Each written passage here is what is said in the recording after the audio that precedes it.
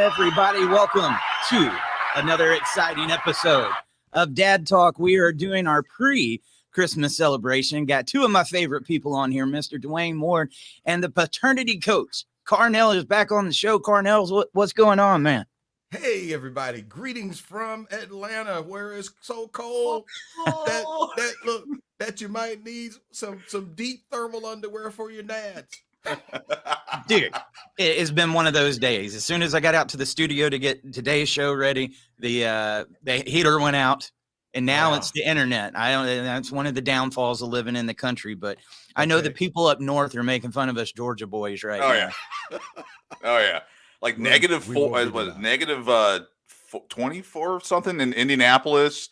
It is cold up north. Absolutely. God. Wow.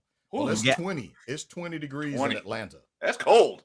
Oh, yeah, man. Well, guys, if you got some questions, comments, put them down in the comments. We're going to roll with it today as good as we can. If you're watching this and you're not at work, please make sure to like, share, and subscribe. Help us get this out. I'm going to jump straight into the show. Carnell, I was talking to a mutual friend of ours yesterday. Okay. And he told me to tell you something first thing this morning, so we're going to go straight into it. All right. Golden said to tell us about the cupcake. I don't know what he's talking about, but Golden said you need to tell us about the cupcake. I want to hear this. Well, first, quick, short intro as to why I am such a major supporter of Dad Talk today. Yes, sir. I am a dual unicorn. I mean, I'm so rare that we need to have more dads like me. I am a paternity fraud victor and a parental alienation victor, all in one. So for my son, I was separated against my will, couldn't get the courts to enforce their order. Like, Your Honor, how come your order doesn't carry the same weight on seeing my kid? So, and paternity fraud, as you know, is how I came up with the meme Cupcake. And Cupcake, for those who need to know, she has the fine art skills of a feminist, a womanist. She's able to dodge and avoid accountability, and truth is not going to bar her from going after men for money. She will use a bait kid for any means possible to ensure her ability to get tax-free dollars from you because you don't know the rules. You don't know the law. She is Cupcake, the master of disaster. She is able to fleece you of money. In fact, I'm going to say, fellas, put your hand on your wallet now so you know where it's at. All right. You got a copy He's right already there. gave me the ATM auto cash transfer to mom. Yep. And then the Sam stay at home mom. And now we've got Cupcake. Well, Carnell, I need to get you to just write down all of these for me, man. Well, I actually, when Paul Elam invited me out to the first international conference, A Voice for Men, for men's issues, I unveiled and ripped the skirt off of the lies that are told by Cupcake about why she is a major supporter of paternity fraud. I know I'm using visual words here, all right? But you got to see it from the perspective. Cupcake will stand up in court with a straight face and say, Your Honor, it's his fault he didn't figure out I lied to him before the time limit. And men often don't know there's a clock ticking that if you believe Cupcake, and by the way, Cupcake is a married woman, single woman, young woman, old woman. She has so many sisters. And by the way, Cupcake will fight to the death to defend the sisterhood code. She sees nothing wrong with parental alienation. Sisters before misters. That's right. And she sees nothing wrong with, get this, she sees nothing wrong that if you find out by DNA testing that some or none of the kids are yours, she'll say it's your fault that you didn't know she was tricking you. True story. Now, ask me how I know. Yeah. Carnell, how do you know? Because I met Cupcake personally. I hope nobody's eating cupcakes for Christmas. Yeah, they're. But look, just so that we don't cause any disdain and anyone to have an extreme dislike for cupcakes, because it's almost Christmas, right? Yeah. So I want to apologize to all the good-natured cupcakes that are out there. Because the pastry, if you're a pastry, this conversation is not for you. Oh. All right. But if you are affiliated, associated, and in a relationship with Cupcake, you'll understand why I, after finding out supporting a very beautiful, precocious, intelligent little girl for 11 years, and it wasn't until my pastor's father talked me into getting a DNA test that I found out I had been swindled, Hoodwinked, bamboozled, taken. And in the words of my friends from New Orleans, I had been foogabooed. Boogabooed. God, I'm going to get a notepad out here and write this I down. told you, dude. Look, and they got to forgive me, man. I said it wrong. From Nolans, not New Orleans, from Nolans. Nolans. Because them there Cajuns say they know what it's like when you are trying to run that their game on them. And see, at the time, I did not know that this girlfriend that I broke up with 6 weeks later, she shows up in the picture and she calls me instead of calling her baby's daddy and convinced me that I had something to do with her pregnancy. Took me 11 years and 2 DNA tests to find out 2. She got pregnant by another guy in another state. And I said, well, I wonder, me being an engineer, I owned my own DJ service company at the time with 8 crews of DJs. I had a house and 2 cars. I wonder if that factored in me being the best interest of her pocket than the guy who had just joined the military. Now, I'm not saying I know for sure, but over past 2 decades, cupcakes around the world have said, yeah, that's a factor. Throw it up on the scattergram. It's like, rich guy. He's the money guy. Wow. Yes. And then sometimes what I found out also is it may not have anything to do with his resources. She is in survival mode. Yeah. And Chad, Tyrone, and Pookie have told her to kick rocks. And so since he won't support her, and she's like, I'm going to have this baby. All right. And I'm not saying there's something wrong with her making that unilateral decision, because as you know, the laws support her right to make a unilateral decision. Yep. She can make somebody be a dad after she promised him that she couldn't even get pregnant. And this is not the news you want to hear from an ex-wife, an ex-girlfriend, Oh God, no. an ex-one-nighter. You do not want to hear these words. I'm pregnant and you are the father, which led me to discovering why Maury Povic's show became so popular. Wow. As a result, this led to me pushing for legislation, and Georgia became Georgia's the second state in the United States that has unlimited time limit for victims of paternity fraud to challenge paternity fraud cases. And I won my case after an unsuccessful appeal to the United States Supreme Court, representing over 1.1 million men and boys who had been fuckabooed. I mean, what did the Supreme Court tell you? I mean, here's the slap in the face. Here's the slap in the face. Because family court cases are not entitled to a protected right to an appeal. Yep. Family law cases are discretionary appeal.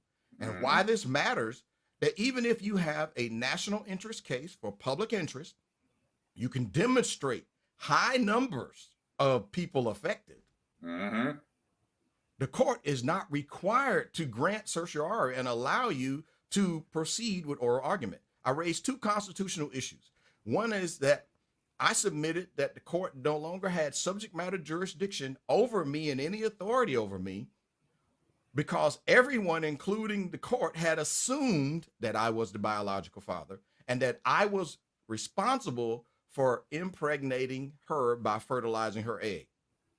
And I raised the fact that once that legal fiction had been exposed to be verifiably false, the court should no longer have any authority to do anything but vacate the order against me and set me free, using the term ab initio, which means set me back to the beginning as if the order never existed. But at the same time we're in court, the court reduced my parenting time from unlimited, when I thought I was a dad, to 1 day a week and once every other weekend. And then the mom interfered with letting me see the kid. So after like 6 or 7 weeks of interference, crazy, she went in man. and told the court, well, Your Honor, he hasn't seen the kid, so they impose additional restrictions. We forced you to only get 1 day a week. Yes. And then they go, God.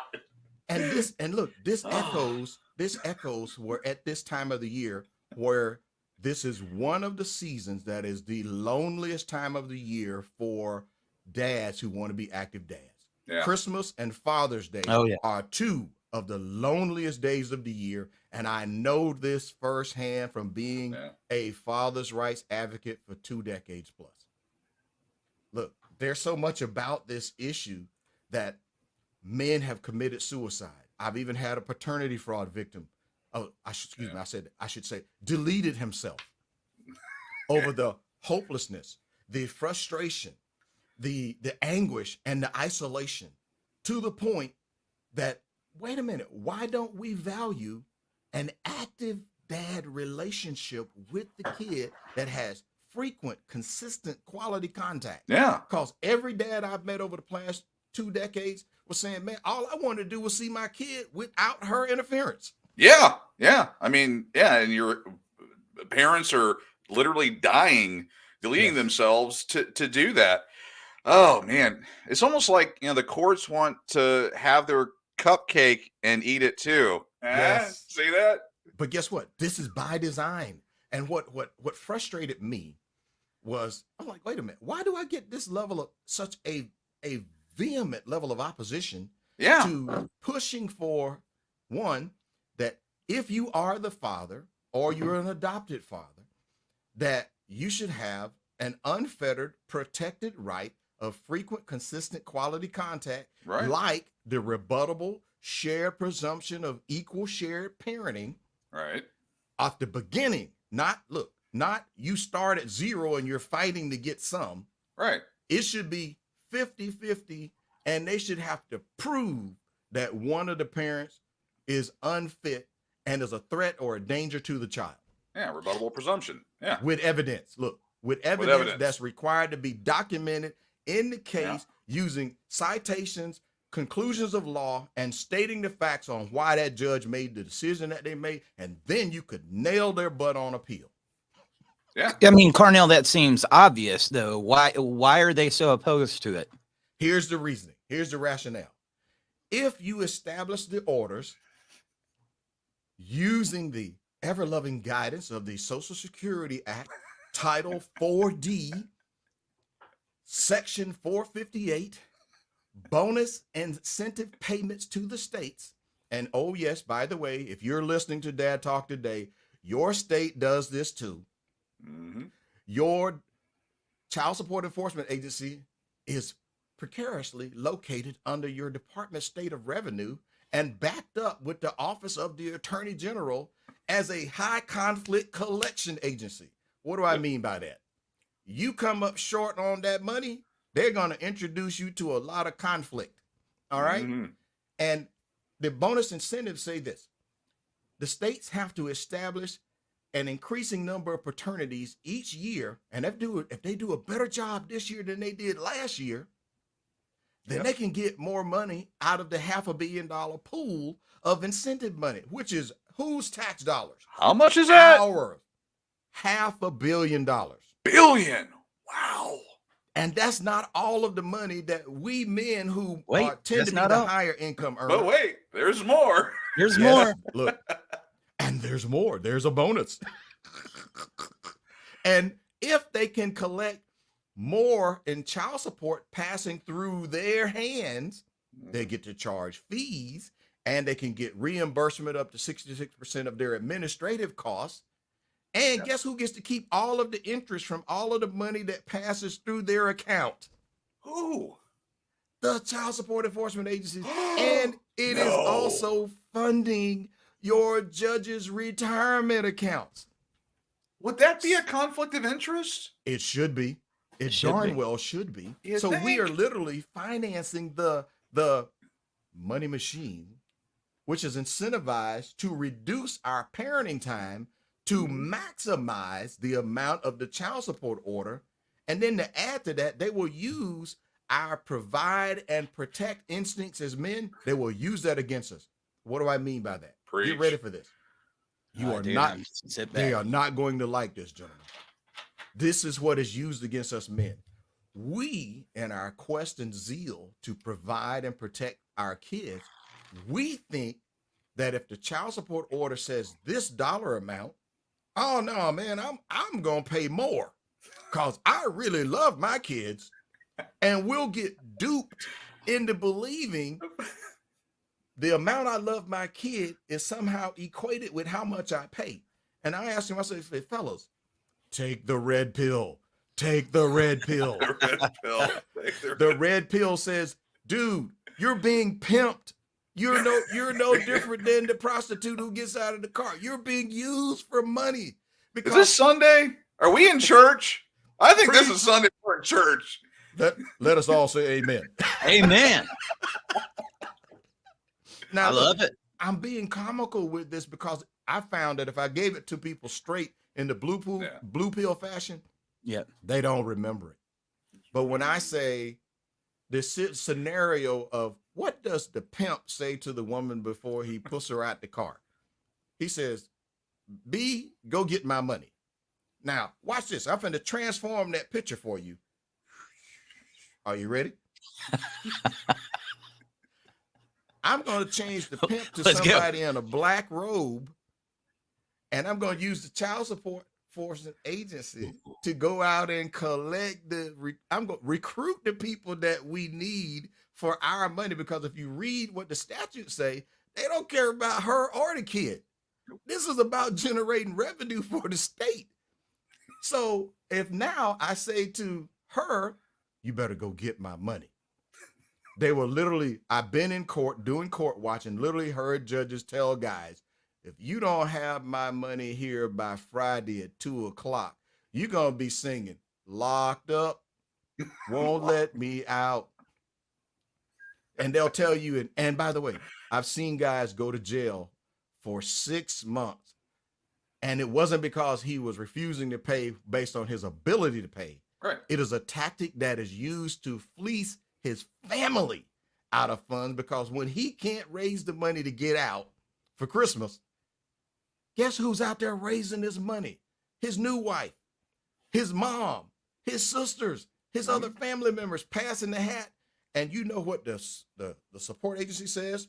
Well, see, we told you he had money. Exactly. Oh. Yeah, I was a rant, but guess what? No, that's good, man. I challenge anybody to say what part of what I said was factually incorrect. Exactly. Challenge. Yes. I mean, if somebody's got something, bring it. That's all we're doing here. That's it. Presenting That's the truth. And by the way, I am not against moms. I speak before you today as a man who has been married for 31 years, going on 32 years. But after my miserable experience with the family court, man, I took 3 years off the dating market. I worked on myself, and I did not have another kid until I had been married for 8 years. And if you believe my wife went through an extreme vetting, she did. Can you imagine Carnell's vetting process? He's got the clipboard out. So, what do you think about the Today Show? Absolutely. Absolutely. Listen, and then me asking, look, and I use my family to vet her also. My family who knows me, who loves me and trusts me. and knew what I went through because I had them come to court with me. So they got to see firsthand what happened to dads. And they're like, man, I thought this was a place of fairness, of truth and justice. Yeah. I've also taken pastors to family court. I says, I want you to see why a lot of the men have turned their back on the faith-based community, because they don't see you guys as being supportive of the issues they go through. And you will applaud and cheer and say hooray for single moms.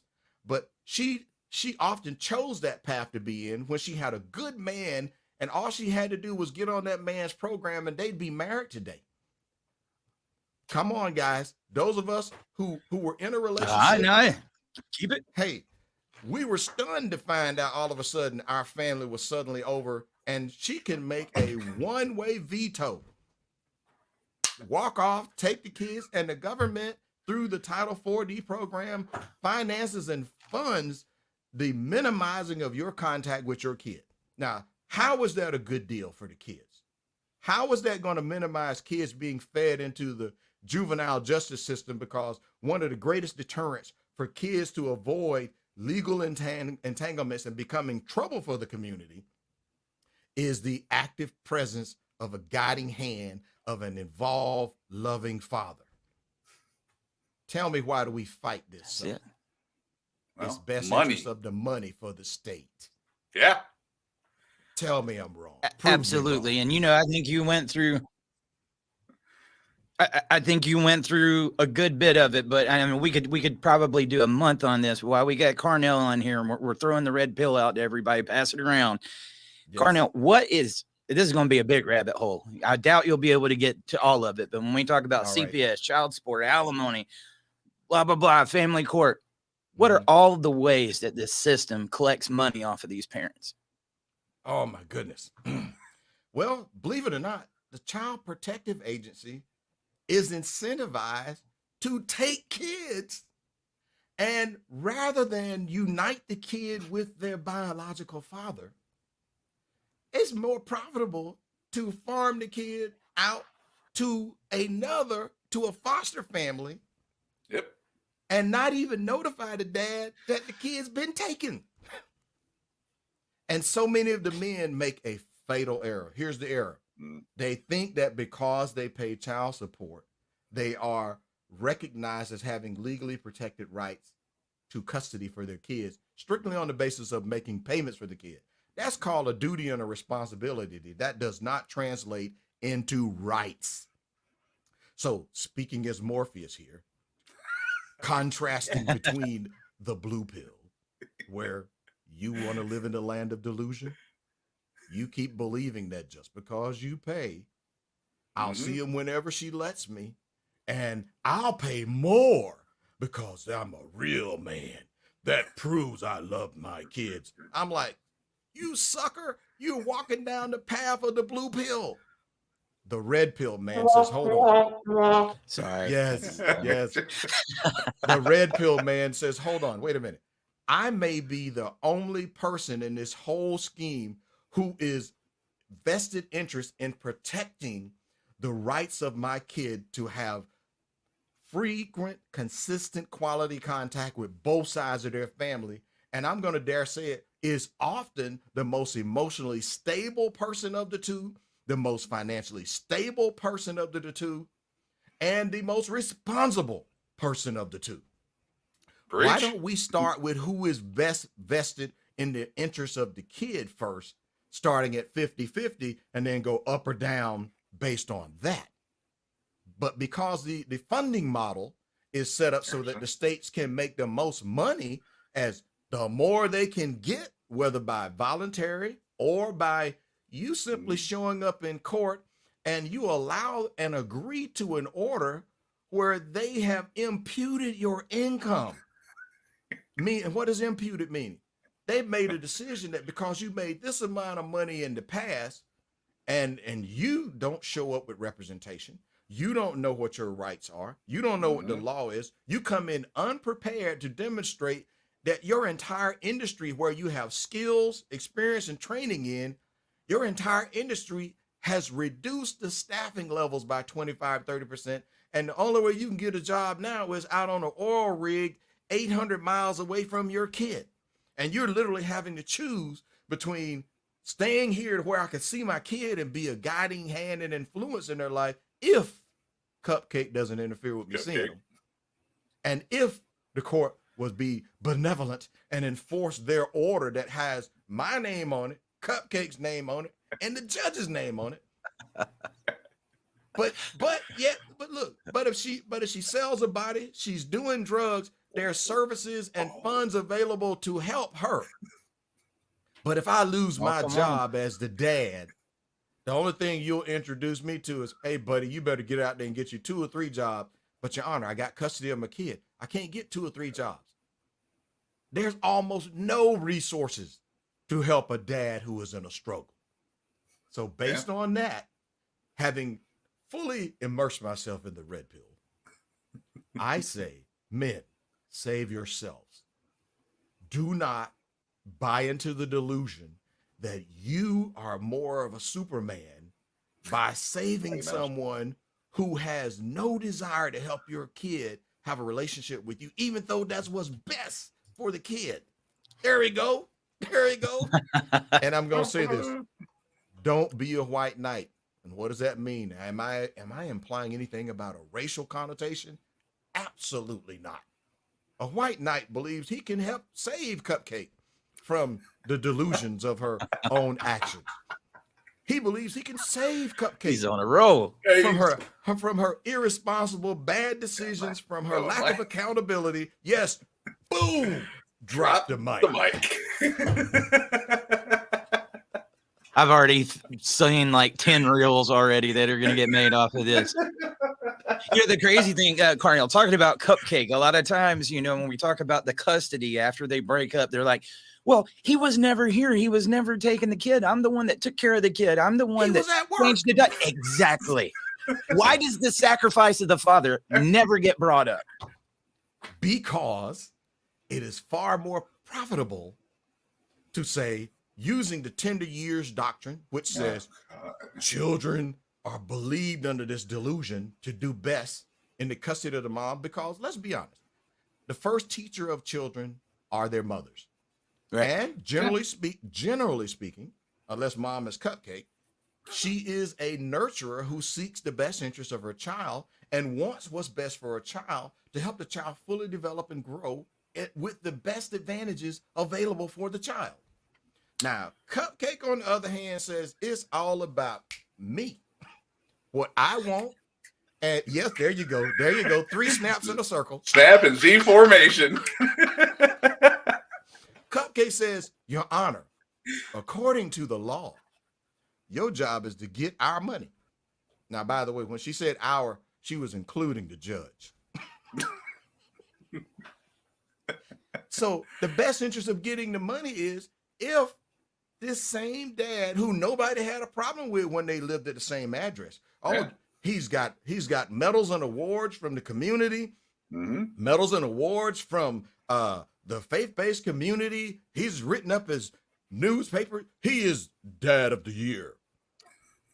But yet, suddenly when he is no longer in the same address, by the way, not by his choice, Cupcake is paid and incentivized to take your kids. Yes, there she is. Cupcake. Look at her. And look, and there's poison on the inside of that thing. Don't take the Cupcake, fellas. The red pill men would put on their x-ray glass and say, oh, yeah, I see what's going on here. And we're not saying to put the red pill inside of the cupcake. We're not talking about Bill Cosby here. Wow. I apologize. I just had to bring it up. I thought, you know what? I think there was more to it. Bill, I think you were set up. Now listen, I'm going to tell you why. Continue on. I want to hear more about the adventures of Cupcake. Yeah, I'm going to tell you honestly why I introduced a bit of humor into the situation. Over the 2 decades, what I found out, if I gave it to them straight fashion and the blue-pilled mindset, it goes right over their heads, and they go, that doesn't apply to me. It's those guys. Yeah. All right. And I've literally had guys who were in my workshop in the Georgia Fatherhood program where I was teaching, by the way, my course was called Naked Truth University. And I say, you're going to graduate from Naked Truth University, whether you want to or not. All right. Yeah. Because if you've taken the blue pill, you're walking around skipping, you're smelling the daisies, and you're going la, la, la, la, la, la. That stuff doesn't affect me. And all of a sudden, you get hit with the silver bullet. You're like, what? Silver bullet? Man, I ain't no werewolf. We're not talking about that, dummy. Let's snap. Red pill, silver bullet, Cupcake will all of a sudden say, Your Honor, I'm afraid of him. I'm scared of him. I need a restraining order. And all the guy said was, hey, I'm coming to pick the kids up for Christmas. And she's like, no, you're not. Oh, yes, I am. I got my court order. And you better have them ready. And just that statement right there, she hangs up on you. She picks up the phone and dials 911. Help, help, send the police. He struck me. He said he's on his way to kill me. Listen, for the men who are red pilled and you live in a state that is a one-party consent state, which means you can record all conversations and interactions with your baby mama, ex-wife, let me hold it up. So, because I don't think somebody's really hearing me. Let me find my Johnny Depp wireless security device. All right. Yes. Scared Cupcake. Do you see this right here? Yes. This here is the Johnny Depp wireless security device. He's like, oh, gotcha. What the flip is he talking about?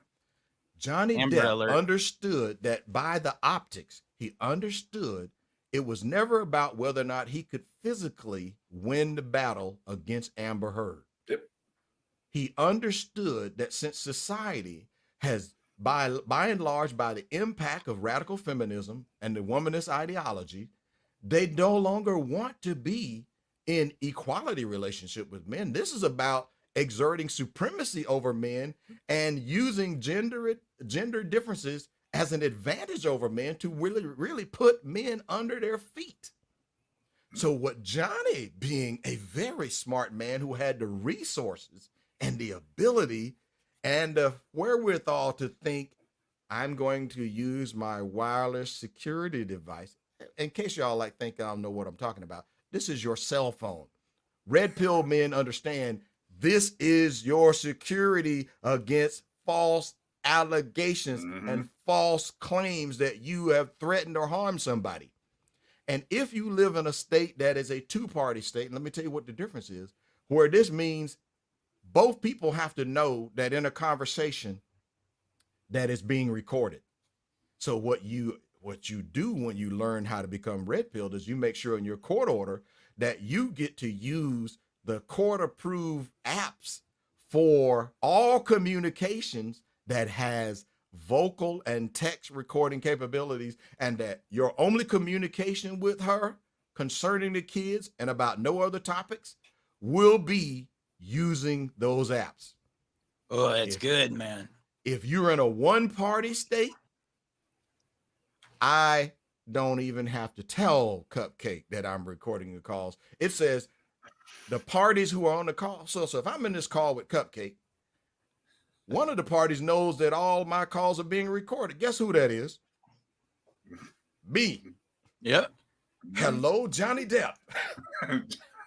And all of the lies that Amber Heard told under oath, I watched Johnny's attorney blow her up and expose all of the lies because his lawyer was skilled in how to use this legally attainable, verifiable evidence to completely take Amber Heard, the liar, down. And by the way, that makes Amber a cupcake, now doesn't it? I assume that's a brown cupcake in the bed. Are we there? Wrong. That is wrong. Hey, we got a couple questions. Cupcakes, man. Got a couple of questions in here for you. Go Mr. ahead. Pat Catalano said, so if family court is this corrupt, how do you fight parental alienation when Cupcake takes your child? So, you ready? Yep. So often I've heard Eric say, we men need to start learning offense. So I'm not a football expert, But I do know if you think the game is only going to be won by the defensive team, you're sadly mistaken. And so often we men approach that family court arena. We walk into the Coliseum thinking it's a level playing field. Blue pill men think that way. Here's what you got to do is start. I'm gonna make this recommendation to the dad talk community, because around the nation for 2 decades, men have told me, hey man, my state's the worst one. I'm like, no, it ain't, dude. They're following the model. They're following the map. What I'm going to recommend to you is go spend a day doing court watch when your case isn't there, and observe. Take your notepad and observe. And if you're really smart, I would invite pastors and men ministry leaders from the community to come in, observe, and take notes. And it says, here's our goal. We want to be able to provide some substantial quality support for dads who want to be active dads. And we want to help them overcome the barriers and thresholds that hinder their ability to be actively involved in the lives of their kids. Twofold purposes will help with this. One, it's going to help you get over your blue pill delusion by thinking it's just you. Yeah. And you're going to see a huge difference between those who come in a pro se, pro per capacity unprepared, and you're going to see why they lose again and again and again, thinking that all they got to do is hold their hand up and say, excuse me, Honor, let me explain to you what had happened. No evidence, no motions filed, not making a pleading based on seeking some kind of relief. And you're thinking all you got to do is walk in there and hold your hand up and say, Your Honor, I swear I'm telling the truth. You won't even get to talk, dude. Yeah, they already hate you. I mean, walking in, they already hate you. They're looking at you like dollar bills coming in. Absolutely. But here's how do you get to be successful? If you're going to pay attention and you're going to sit in there on some cases where somebody comes in and has brought in the equivalent of the Johnny Depp attorney, and they got a father's rights attorney who is skilled, and that person walks in and aggressively represents their client, or a pro se, pro per litigant who is prepared and ready and walks in with some help.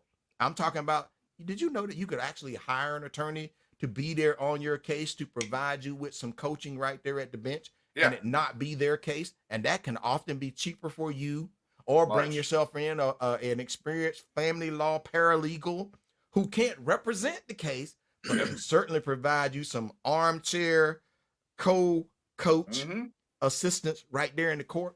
Some of them are smarter than the attorneys. Some are. Some are. I've seen them. But what I'm talking about is, in any other battle, men strategically learn why it is necessary to go to boot camp before they go to battle. And the strategies on where you learn how to be successful, what the battlefield looks like, how do you get victory, and then how to navigate your way through that minefield based on what your goals and objectives are. What is the path to get there? You can't just walk in and hold your freaking hand up saying, Your Honor, I love my kids. I need my kids like I need air. They need me and I need them. And I'm quoting from Mrs. Doubtfire. Yeah. All right. In case for those of us who are like, man, that sounds familiar. But dude, that movie brought me to tears. Oh, yeah. Because I felt his pain and I was like, that's me. You feel me? Oh, yeah. So if you talk about parental alienation, you got to stop doing the same things the same way, pleading with Cupcake. Look, you know I love my kids. At this point, this is about manipulation and control on her part. And as long as she can shoot bullets at your feet and make you dance, you'll be a dancing fool from now until the kids age out of the system. But now, if you decide to take on the red pill, you're going to take some offline time and you're going to like, hold on, I'm going to stop being her emotional support. If this woman's no longer under my roof, she's no longer under my authority, I don't have to protect and provide for her. My only interest is provide and protect for my kids. Yep. And I have to become the advocate seeking to protect my kids' right to access to their paternal family. You hear me? And this Carnell requires a mindset shift. Yeah. You know, Oh, go ahead. No. I mean, we're probably thinking the same thing. We got the link going there. No. Well, I mean, I think, I look back at last week. We were down in Arlington, Texas. Here's a father that, did everything the right way and just picking up his kids, no matter what he did in the system. John Mass, for example. John Mass went through the system. Took him 3 years to win back his kids, and then he ends up dead. Glenn Terry, that was on earlier this week. Carnell, that man fought for like 2 years, and he told the judge, once they finally listened to him and saw that his ex was crazy, she's going to kill my son. And that's exactly what she did. And that is exactly what she did. But nobody listened to him. These courts have gotten to a point. I just don't trust anything about him, man. So let's put a pencil in right there, what you just said. Yeah. Behold, the Johnny Depp wireless security device. Now, what if he had been red pilled to the point that he was thinking like an offensive coach for an NFL team who had won 12 rings? Would he have been going to the court just saying, pleading with them, hey, Your Honor, you guys, hey, I'm trying to save my kid's life? Did Johnny Depp walk in there saying, well, Amber's a bad bee and this chick is trifling, Your Honor? Shit my bed. Yeah, man, look, at this point, Your Honor, I don't trust this chick around my dog, and I love him way more than I love her, okay? Technically speaking, the dog's often his best friend, not Cupcake. But now, what if the man learned the significance in how to collect evidence that would be appropriate following the rules of the court, the rules of civil procedure, learning what the law is? Because now, if he's of the mindset, I can't have any engagements with her that I don't collect. In fact, I know Melissa Isaac with her law firm for protecting and helping fathers. She literally prepares those guys on day one that you don't communicate with her in any mode that you can't record, whether it be through a court-approved app or your Johnny Depp wireless security device. Now, why do I keep calling this the Johnny Depp wireless security device? It is a way that you can collect evidence that will be time-stamped, dated, that could then be used to leverage an offensive strategy to go in and protect your kids by pursuing full custody, because now you're not walking in with just an opinion. You're not just basically walking on hearsay, but Your Honor, this is what she told me. And she'll stand there by the way, Cupcake will then show up in court in a long Sunday dress, a long church going dress with pearls. And you're like, man, who is this woman? I ain't never seen this chick wear nothing like this. Usually she got a shower. What? Look, usually I see her in hoochie wear. But what if he has learned now, having taken the red pill, I need to change my tactics so that I become the number one advocate for my kid to have frequent, consistent quality contact. And based on the stability of my emotional, mental, and financial well-being, I'm the best parent for the child. And I will help my child have frequent, consistent contact with both sides of their family. Right. Using how to collect evidence, how to then use this evidence. I've seen dads go in and win custody because they understood now it's not a level playing field. The deck is stacked against me because I happen to have gonads. Right. And this is, a lot of this stuff is though after, I'm assuming you tried to work it out with your ex. Of course, well, yours is a little different because, the paternity fraud piece of it. But you tried to, hey, let's leave the courts out of this. Let's try to, get along. And you went down that. You've got to chapter 8 of the Carnell story, or anyone's story, is that you try at first to sit down with the ex and say, look, best interest of the kid, let's get this worked out. She is cupcaking like she's that 12-pack at Sam's Club or Costco, wherever you shop at. And it's full on. You've got no choice. You don't really trust your attorney. You go in, you learn the laws, and you fight like you're the third monkey getting on Noah's Ark kind of thing. And it's starting to rain. You know the reference. I know the reference. That's it's one of those, you're like, it's time to fight, and you've got to learn more than everyone. It's chess, not checkers. Yep. Great advice though. I mean, because again, I'm a tech guy, you're a tech guy. Yep. It's sometimes not our field to learn these archaic laws. So you hire, an attorney to consult, but then you represent yourself. Yes. And then all the games, all the nonsense, and you just go right for the jugular. Metaphorically. Put it out there. Let me respond. Not in any way saying that is the way that the system should be. It should start with equality. But for people that are starting out, I think there's one guy that thinks you're promoting the system. You must be an attorney because you're promoting the family court. That is not at all. No, Carnell is saying. What you need to understand is this man right here. I don't know, Carnell. Every time you come on, I'm thinking that people just remember who you are. But maybe you should let people know. And I got an emoji that I made for you here. I hadn't even got to use it yet. But there you go. Man, got DNA test. Maybe you should give a little refresher course on what it is, Carnell. What was your story? All right. Well, first, can I first respond to what Dewayne said? Absolutely. All right. See, because I'm most well known for fighting paternity fraud, and I am the international spokesman on DNA testing, family law, and advocacy in that arena. Okay. That's not the limit. I was a dad who was a victim of parental alienation. Right. From the kid that I thought was mine as a paternity fraud victim, but also for a kid who is my namesake. And his mother kept trying to keep him away from me. You know how I finally got to victory in that situation? It was my kid who circumvented his mom.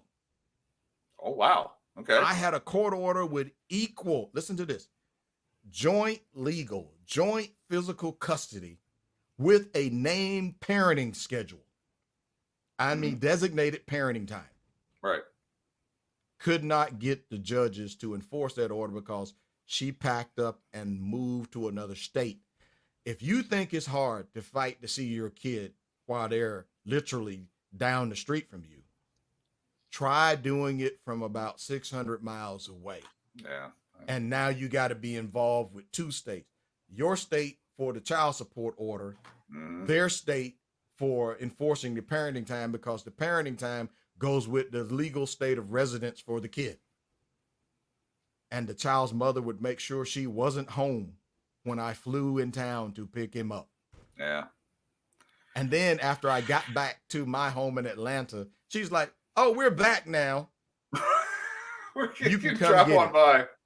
Oh God. So when I speak here, I'm telling you, I'm not just sympathetic to the plight of the dads and those now an increasing number of non-custodial mothers who see what this is like. All right. I've walked the gauntlet. Yeah.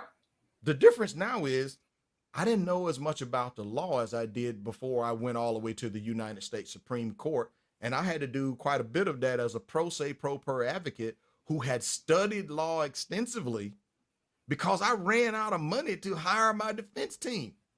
At this point, I'm out of about $400,000 US and I've been bankrupted. Listen to this, bankrupted. The first battle to see the kid, darn near wiped me out. So I don't say this to garner any sympathy, anything like that, but I didn't know then that it wasn't a level playing field. Right. I was so blue-pilled that I thought I could walk in there, that with an equal playing field, I could present a case of why it was going to be best for my kid to be able to have protected access to his father and his father's family. Yeah. Okay. In my case, my family even tried to help Cupcake. And what did Cupcake do? Cupcake started dating my sister's fiance and then married my sister's fiance. Oh. Are you hearing me? So when I say I know how the rabbit hole goes, I know. Dude, I didn't know that part. Yeah, that was like get any worse. And now let's segue over to the paternity fraud story. Yes, sir. I dated this woman for nearly 3 years, and due to her displaying some things, and she gave me an ultimatum, told me that, well, her mother says if you date someone this long, you're supposed to put a ring on their finger. And I said, well, based on the way this relationship is going, you need to ask your mom to buy you a ring, and we're through. And I don't care if you speak to me ever again. We don't have to be friends. Yeah, thank you. You're fired. Listen to this. You're You fired. are fired. I'm out. I've been there. 6 weeks later, bring, she dials the wrong number. She tells me I'm pregnant. I'm like, huh? Oh, Okay, congratulations. congrats. But why are you telling me this? She says, well, you know, back on Valentine's. I'm like, yeah. That's when I became a mommy. I was like, dang. Everything's syncing up. Oh, And I said, she had and the story ready. I says to Cupcake, but now if you think this is gonna lead to us getting back into a relationship, not gonna happen. No way, no way, no way in Hades is this gonna happen. All right. Now, I'm gonna take care of the kid. I'm gonna provide, and I paid for 11 years without a court order, just based on between me and her. And she didn't give me problems in seeing the kid because she got to see firsthand what happened when I was battling in court to see my son. And she says, I would never do that to you. And blue pilled me. You see me? Blue pilled I'm me. different. I'm different. I'm different. I'm special. I had no idea she was more cutthroat than the first Cupcake. Yeah. And I didn't find out that the kid wasn't mine until my pastor's father, who was in the Air Force, told me about this kind of thing that happened to military men that he saw. They get the Dear John letters while they're out, and these guys can't focus on their battle, on their mission, because he's jacked up over the state of his relationship with his wife, girlfriend, fiance. And then when these guys find out, by the way, I had an affiliate group called the Veterans Against Paternity Fraud, over 600 men, officers, non-officers, DNA verified as not the fathers. And one vet turned out to not be the father from 2 ex-wives and 1 girlfriend from 3 relationships. He was not the father of any of those kids. And I told him, I says, based on my working in the biotech industry now for like 10 years, I said, only way I can really see this possibility that lightning struck you 3 times, brother, is that there's a possibility that you might be sterile. I said, I need you to go see a urologist, and I need you to go get a semen viability test. Now, by the way, you can see here that I'm talking about terms that the medical community will tell you is accurate, factual, and true. This man took the viability test, and it came back with no swimmers in the pond. I didn't say a low sperm count. None. I said a no sperm count. Wow. And they still forced this veteran to pay child support on all 3 cases. Wow. Yeah, and they'll put them in jail.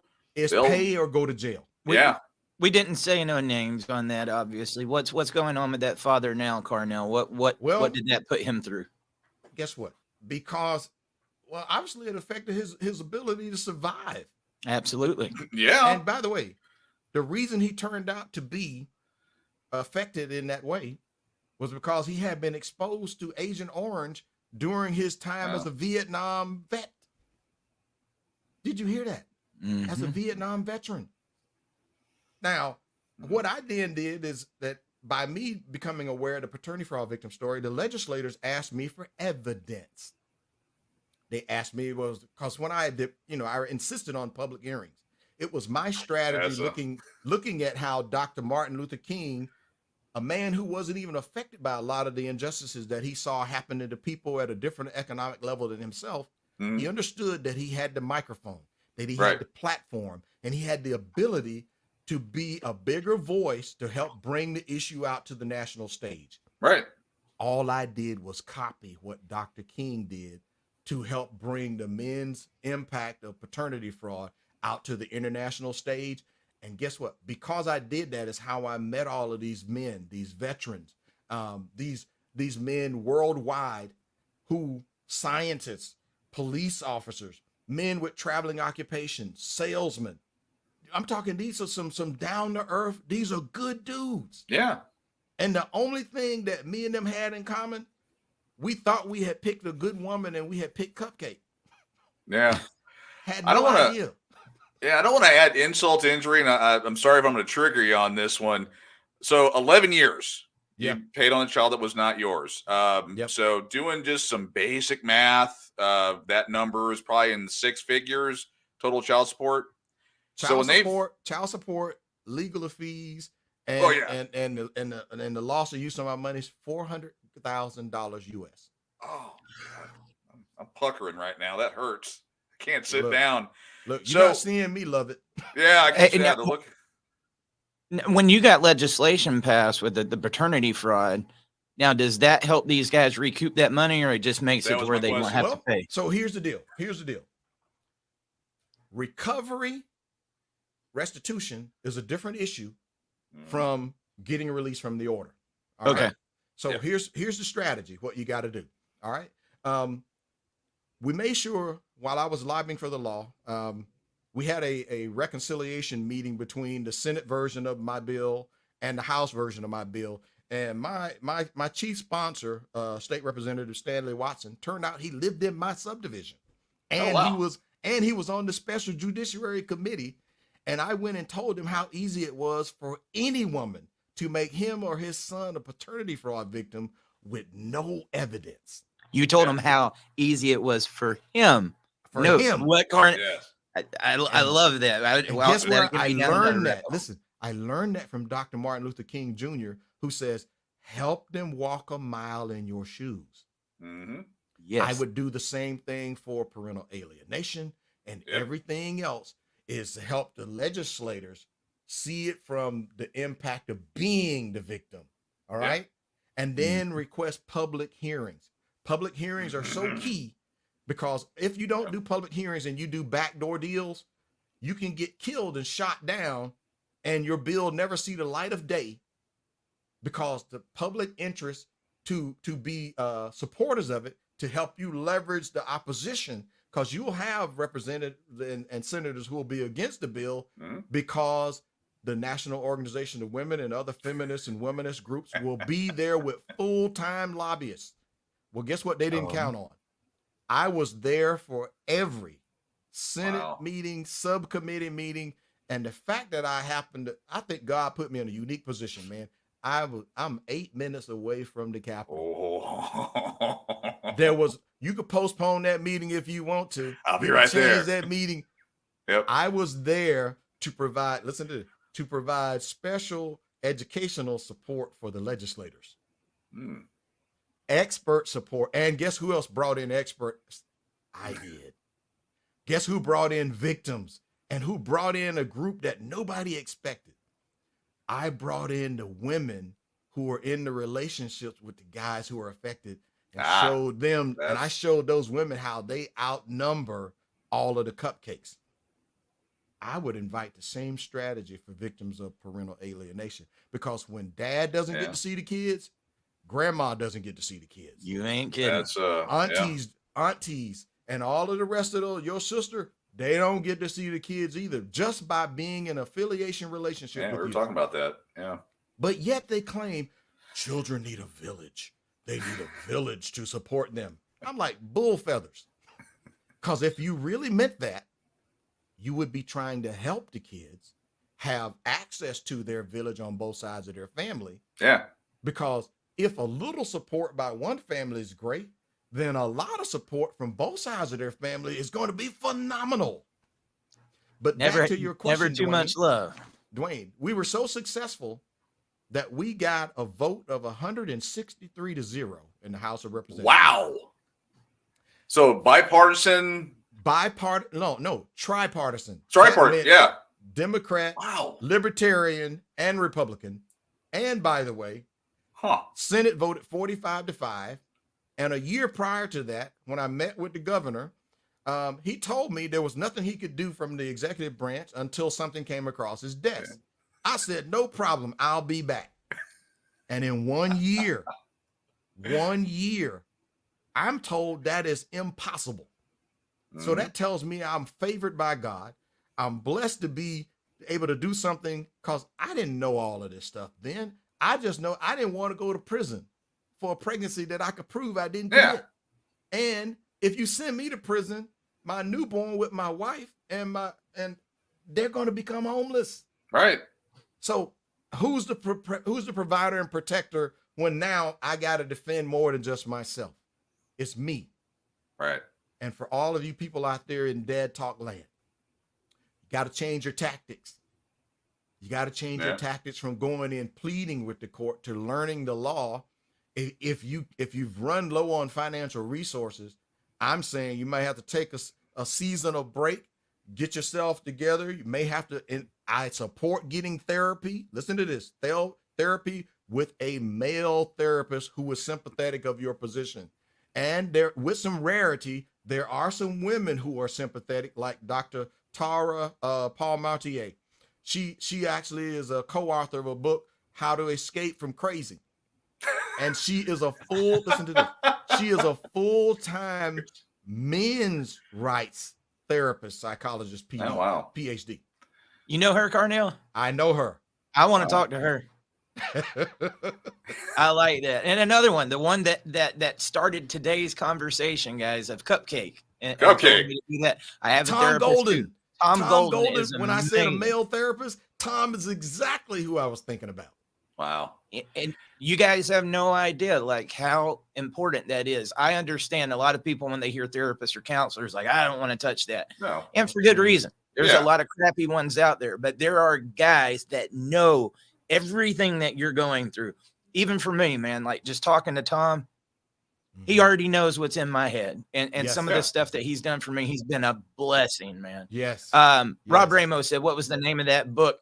How to Escape from Crazy. I love the name of that book enough that I want to have a whole episode on it. Well, look, let's Google it real quick here. So her name is Tara Paul Maltier. So I'm going to let you do that one, Carnell, because I think so too. Yeah. Listen, I just got my copy. I mean, literally just got it delivered here. Because I want to write a review on it. I wonder what the wife says. Yeah, your new wife. I say new wife. I mean, 31 years been married, but when that book comes in the mail, How to Get Away from Crazy, she's like, honey, we got to have a chat. Well, here's why I don't fear any of that. Remember, she's gone through extreme. She has gone through extreme vetting to get the ring. And that's the way it's supposed to be. And yes. So blue pill men, in my opinion, you're more likely to become a victim of being a simp. I'm gonna say it again. A simp will put her on a pedestal, put himself second, third, and last, and he will put up with disrespect, combativeness, argumentative. He will put up with being walked on and then treat it like nothing and then go, well, what would you like, dear? The red pill guy will be like, no, baby, let me explain. Here's what I require.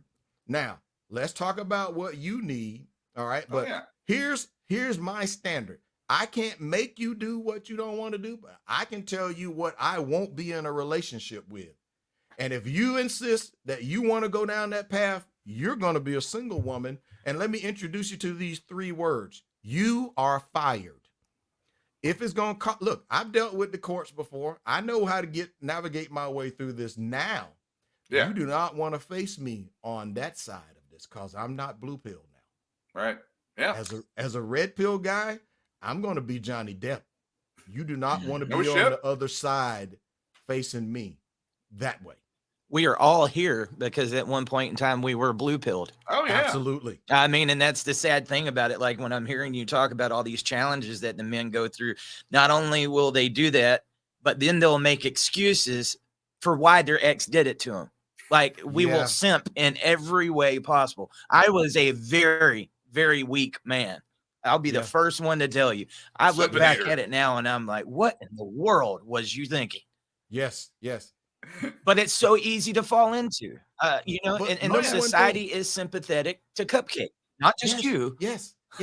But everybody is sympathetic. What would happen if we as men had been coached and trained by a dad who was RP, red pill? Yeah. And look, and he was so masculine, he didn't let anybody carry his gonads in their purse. Yeah. Hello, Obama.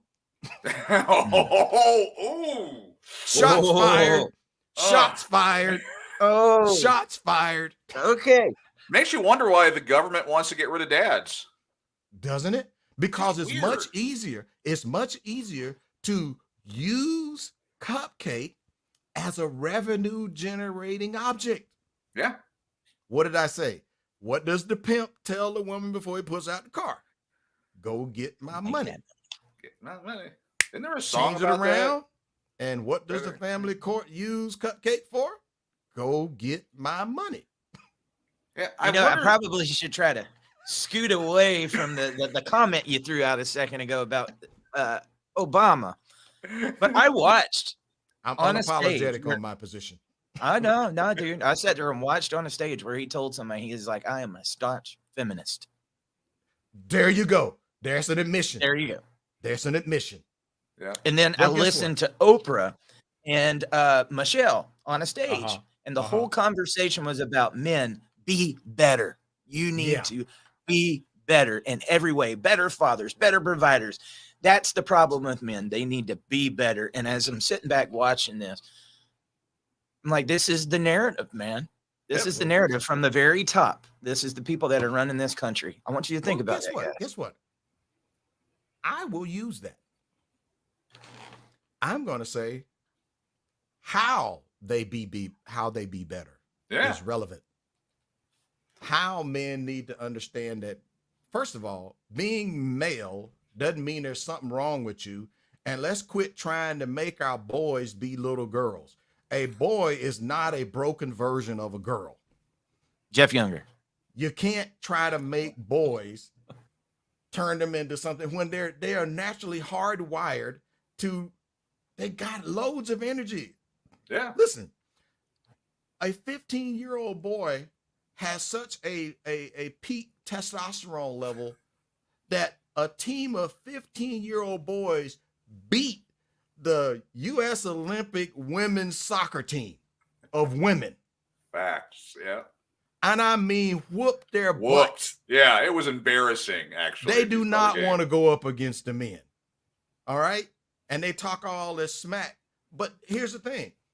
What you're seeing almost is an ongoing assault on men and boys to minimize their influence and impact, and then trying to tell us that, well, you men are toxic for nothing more than the fact that we actually have standards that we're going to require if you're going to be a member of our household.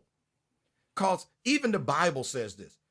Two people cannot walk in agreement if they're going in different directions in the same house. A house that is divided against itself cannot stand. Yeah.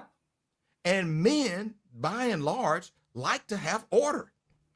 In fact, there will be order and there will be consequences. Now, am I saying that leads to some sort of physical altercation? No. I'm saying if you are my woman, meaning I have the duties of provision, protection, responsibility, and all of that for you and everybody under my name at my house, well, guess what? And if I'm a guy who's willing to take on a relationship with a single mom, not that I recommend that, okay, because of the extreme disadvantages for him, it can work out if she is willing to be one who is supportive of your mission as the lead of the house. But if there's a constant battle for the authority seat in your house, man, you're going to be miserable. And I say, why sign up for that? The data shows it. The data shows that, we're not getting married. Men are checking out. I mean, the data's there. And people have been mad at me. The data shows men are checking out. We're like, we're done. The juice ain't worth the squeeze. We're out of here. Absolutely. And you can't be mad. So that's one of the things that got brought up. Oh, go ahead. Sorry. I was going to say that was one of the things that got. Oh, yeah. I'm sorry. My internet's messed up, so I keep going to talk over you, man. Oh, brother, I'm sorry. Go ahead. Oh, I was just going to say, that's one of the things that got brought up to me in a political conference. I was talking about how divorce is, a big industry and how it's out of hand. And these guys are like, look, the divorce rate's at almost the lowest it's ever been. Yes. And so they were celebrating it. And I said, no. I was like, yeah, it is. But so is marriage. So and cause and effect. Cause and effect. And what are men saying? Hey, we're gonna save ourselves. You want to downplay and denigrate the contributions of men and the fact that the society exists in the way it is, and the infrastructure and all of the dangerous jobs who by and large are done by men. And in science, technology, engineering, and math, these are male dominated industries in those areas. Why? Because men are willing to do the extra work to be successful in them. And I'm not saying women can't succeed in it, but I tend to see, when I was in university and what I see in the workplace, more than 20 to 30 to 1 men are going to be in those areas. So don't give me this crap about the gender pay gap, claiming that the women are being discriminated against while they are choosing fields that pay less, work less hours, and by and large, they will much rather be involved in areas where they deal with people, and they can't expect to make the same money as a PhD in social work versus a guy who is a data scientist who is working for Google. Yeah, they are not the same. They are on not the oil rigs, or the physical, whatever. Actually, Eric was at a conference, and again, for anyone that's tuning in that's going, "Oh my God, man, whatever." Women need to hear this so they understand. I mean, Eric, you were at a conference a while back where you had you went into the I guess the enemy's den, but there was some young ladies in college. There was a college thing. I mean, tell that story. I'm hoping everyone listens to this story and understands what's being said here. But yeah, go ahead, Eric. We went to a young women's leadership summit down in Texas, and we was one of very few medias. It was at Turning Point. Okay. And I had several people that just kind of looked at me weird, like, "What are you doing in the middle of a women's conference?" I was like, "Why wouldn't I?" I was like, "This is I want to be there." Absolutely. Had several different conversations that day, but there was a college up there. They have a Clemson chapter. And the girls came up to me and they said, "We really want to talk to you. These men that we're seeing in school, man, they're not right. And I want to ask some questions." Like, "Absolutely. Let's sit down." Right. We recorded it. You can see it on YouTube. All right. But I started out the conversation a little bit different. I was like, did each one of you have dads? Luckily, all of the girls had dads. Okay. And I said, "What did your dad teach you?" "Oh, my dad was everything. He instilled in me confidence and morals and values." And they go through everything. And I said, "Okay." I said, "So what's your problem with the boys nowadays?" And they start going, "Oh, they don't have any confidence. They're not doing this. They're not doing this. They're not doing this." And I already had it set up where I was going to go. I was like, "I understand. But do you understand everything that you said these boys don't have? Is everything that you said your dad provided to you. You know what a lot of these boys don't have? A dad." Exactly. And they was like, "I never thought of it that way." Mind blown. Yeah. And they couldn't see the causal and effect relationship with why they saw something was off in those guys. No. Somebody just Julie, she said Charlie Kirk just explained all that recently. I actually interviewed Charlie while we was down there. And me and him, I mean, you know what? I love anybody that'll sit down and have a conversation. So this isn't a knock on Charlie, but one of the things that he said is we got to stop telling men to wait to get married, that we need to get married as young as possible and have as many kids as we can while we're young. And I said, "Dude, as much as he's supposed to be on the red side, oh hell no, he needs the red pill." And he was one of those that I was afraid. I'm like, I hope he doesn't have to come back later and say, "Okay, I get it now." I have a reference for Charlie. Should you be bold, and because you are a taker of the red pill, I want to recommend a resource that'll help Charlie become immersed in the red pill. Make sure Charlie sees it. You ready for this? You ready? Yep. You ready? I did I'm extensively quoted and worked on a with a forensic psychologist. She's a psychiatrist, one of those two, Dr. Helen Smith. She wrote this book called The Marriage Strike, which talks about why men are opting out of marriage. And she goes deep into the rabbit hole about what happens to men in family court. And for the guys who are relationship minded and had a desire to be like their dad, those guys are saying, man, there is a deficit of women like my mom. It's like, man, it's to find one today is like hunting for a freaking unicorn. It is. I'd A lot of recommend cupcakes out there. Yeah, a lot. Listen, due to the current day dynamics of hookup culture, they bought into the feminist Kool-Aid that says you can do everything that men can do. But what they didn't tell those girls is that there will be short-term and long-term consequences that if you are promiscuous, as yes, there is a double standard. If a man has multiple relationships with women, he's called a stud. If you have multiple intimate relationships with the men, you are called a dud. And you are going to have consequences because your ability to pair bond with a man in a long-going healthy relationship, the higher her body count, the lower her ability to stay involved in a long-term relationship. Yeah, that's psychology. That is, proven studies. So we're not talking opinion. And by the way, to have a forensic psychologist who is deeply immersed in this field, to where she herself is cited as a reference by other people. She came out to meet me at the international convention that that Paul Elam hosted. And because we met, then that led to her, writing this book, because she wanted to understand why men were walking away from marriages. It says the culture, the family court industry, the divorce industry, multi-billion, in excess of $40 billion generated. Yep. And there's also one more area that most people wouldn't think of. Bankruptcy law has a huge revenue generation due to family law. Oh, yeah. Know how I know? I've interviewed bankruptcy attorneys. Oh, yeah.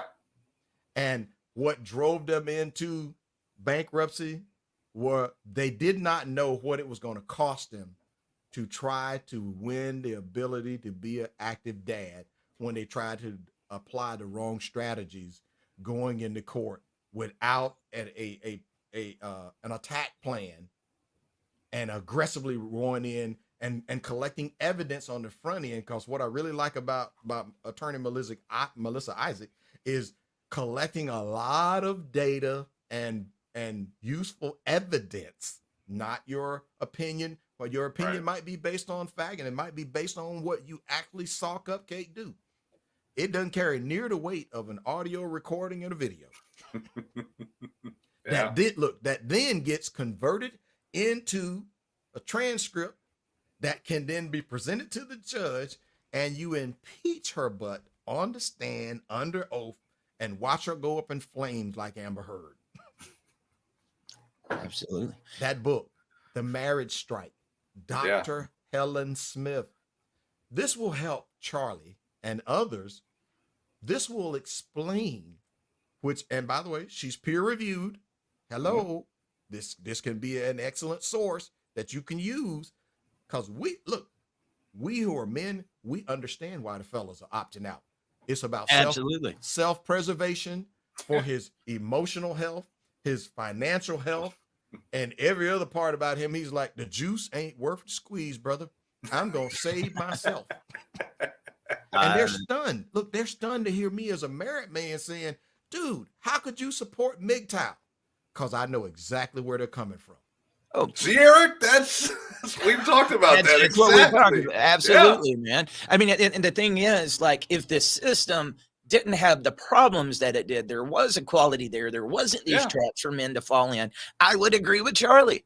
I think it was. Look, man, at my grandparents' age, I think my granddad was 16, my grandma was 15, and they was married over 60-something years. And they had a beautiful relationship even at the end. And then they had the kids, and then they had time by themselves later on in life.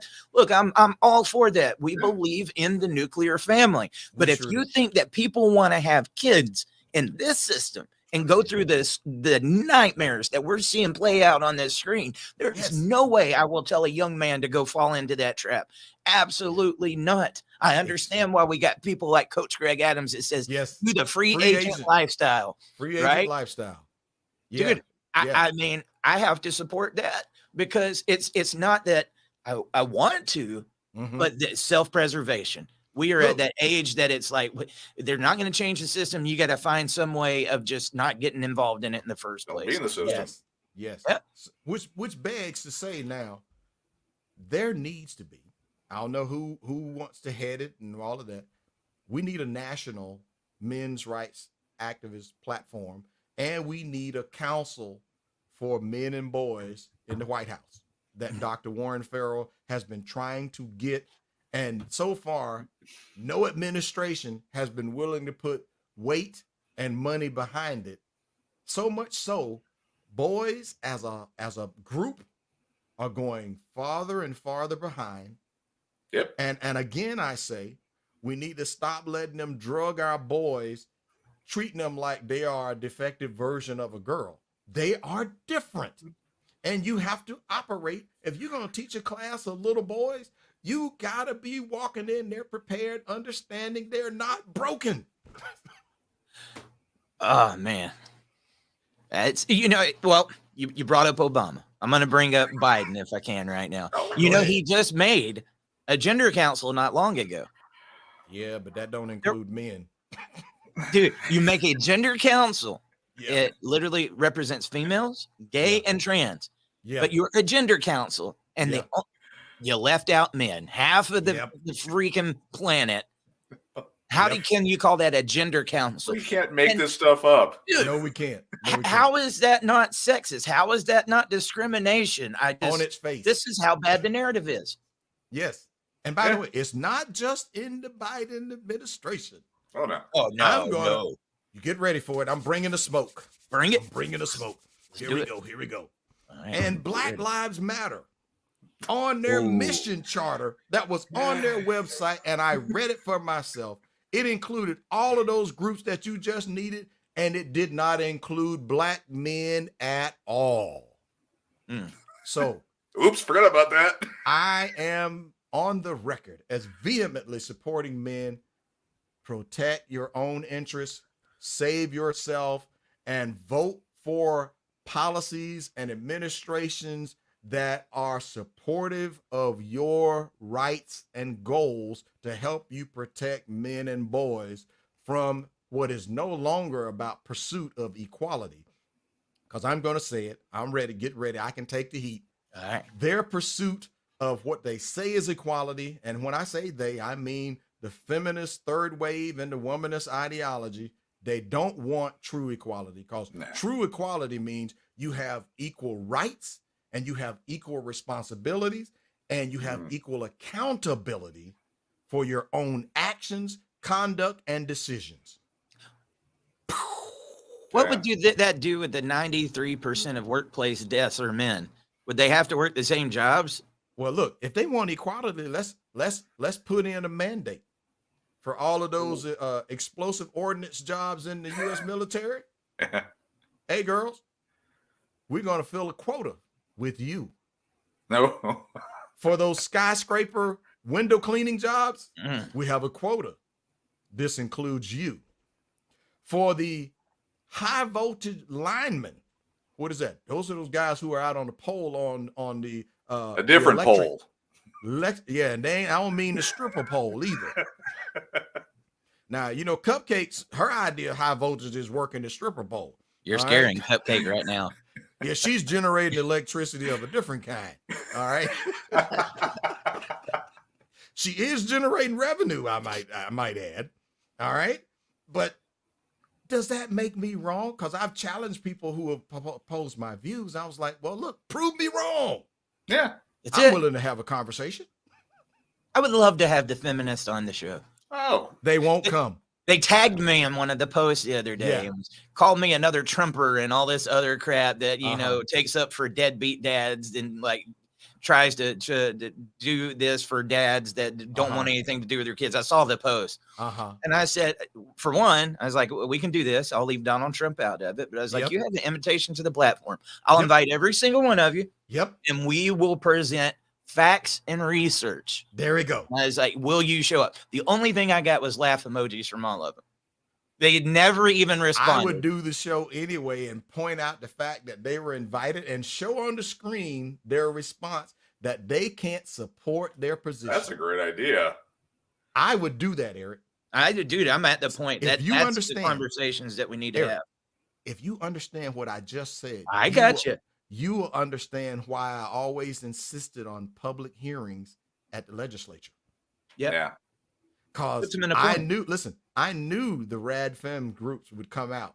And the first thing they did was try to throw a red herring using a gender-loaded argument and tried to point out that the women were victims in paternity fraud stories.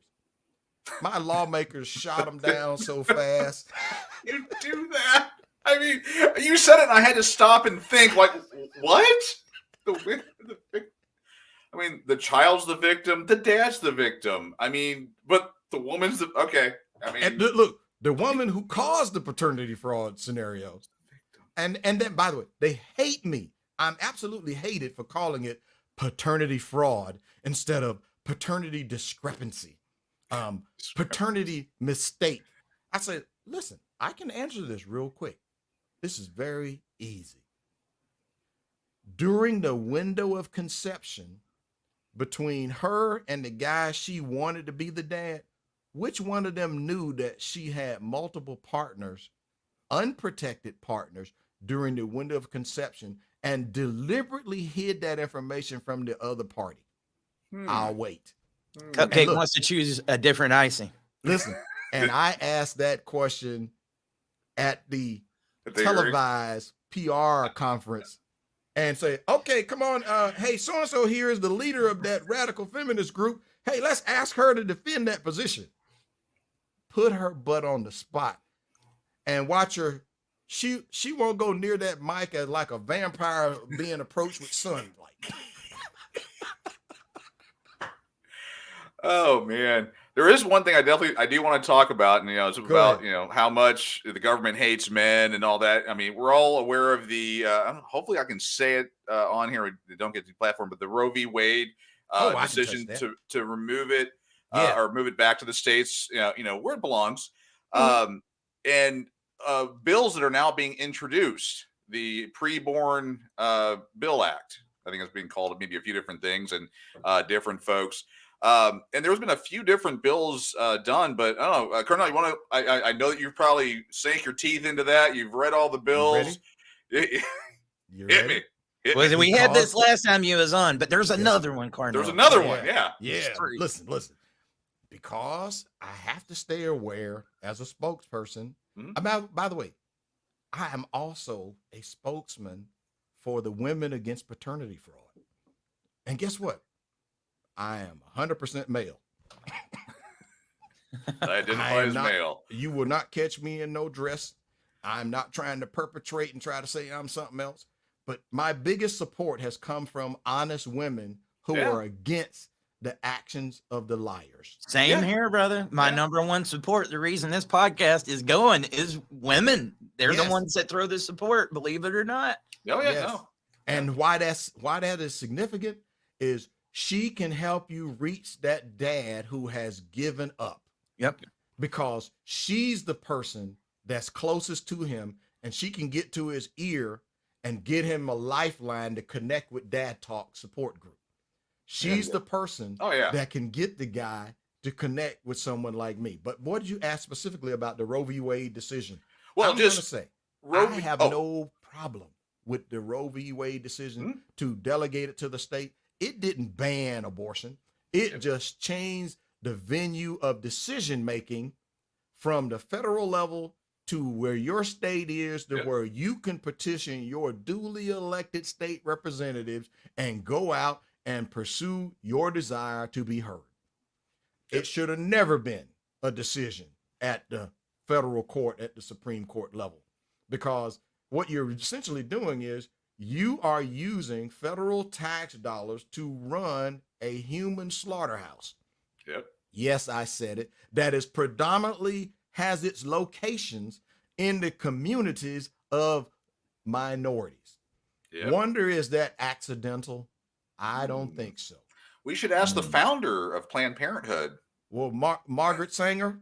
And look, and I'm not supposed to know these things. Yeah. Listen, it's not about women's health. I says, listen, if there's over 30 options for conception, including the morning after pill, that means there are a ton of options before you reach the decision to kill the kid. Yeah. Right? So, and when you hear about some women having 9 and 10 of those abortion procedures, I'm saying, well, she is like skip all of the other 30 options, and her method of conception control is, hey, I got this thing in me. Turn on the 1200 horsepower Hoover and get it out of me after you slice it up. I read a story, and they were talking about one of the reasons they do that is they girls will get pregnant, and then for their prom dress or for an event, certain bobs, as we've coined it, bobs get larger and more voluptuous, so they can properly fit into their dress. They wait until prom is over, and then they go do the other thing. So you're talking about the swollen memory glands makes them more enticing and appealing. Yeah, you don't say. I get that. I did not know that. But let me tell you something else about the Roe v. Wade decision there, where Senator Marco Rubio has made a proposal that we should get the fathers to pay child support during the pregnancy for the kid. And some people are surprised that I am not opposed to this. Oh, okay. Under a particular condition. Because I am a little experienced with biotechnology and the genetic sciences, and having been a marketer internationally of those legal identification services, taking the red pill and all, did you know that we no longer have to wait until the birth of the child to determine who caused the pregnancy? Right. With the evolution and advancements of technology, starting at the 8th week, let me say it again, 8th week number 8, we can get a legal DNA paternity test to confirm who's the biological mother and who's the biological father of the child by getting a blood sample from the mother that is collected under strict chain of custody. All you need is a phlebotomist, or get it done at your doctor's office and have them fill out the chain of custody documentations, and we submit the samples to the genetic lab under strict chain of custody control. Right. All right. And all we need is a cheek swab sample. We get 2 cheek swab samples inside the mouth from the alleged accused father. Right. We can have an answer in as fast as 1 day, but the technology exists now where we can have that answer in a couple of hours. All right. And if we're going to make the push to assign financial responsibility to men who, by the way, don't have the decision about whether or not that baby gets born, who don't have the decision to be recognized as a legal father, I propose that if he has a duty and a responsibility to support the kid, he should be formally, legally enforced and recognized as legal and biological father upon verification by that legal DNA test starting at week number 8. And shouldn't that give equal rights? And it is required as the best interest of the child, so that the child will have access to accurate family medical history and accurate information on their birth certificate. Right. Now, let's go ask the feminists, why are you guys opposed to kids getting the truth on their birth certificate? Yeah. Go ahead. I can wait. I'll be here all day. That is actually, because I try to think of all the arguments. I mean, what reason possibly, and I mean this in all seriousness, would anyone not want to have required DNA tests, because we have the technology and all that? Because again, there's no issues with medical records. There's no the birth certificate will always be correct. There won't be I have to change it, blah blah blah. And then again, this Preborn Child Act. I mean, most people find out they're pregnant, or they week 7 is usually when so week 7, then week 8. It takes longer to get the child support set up than that. That would make sense. I mean, I don't know any arguments against it.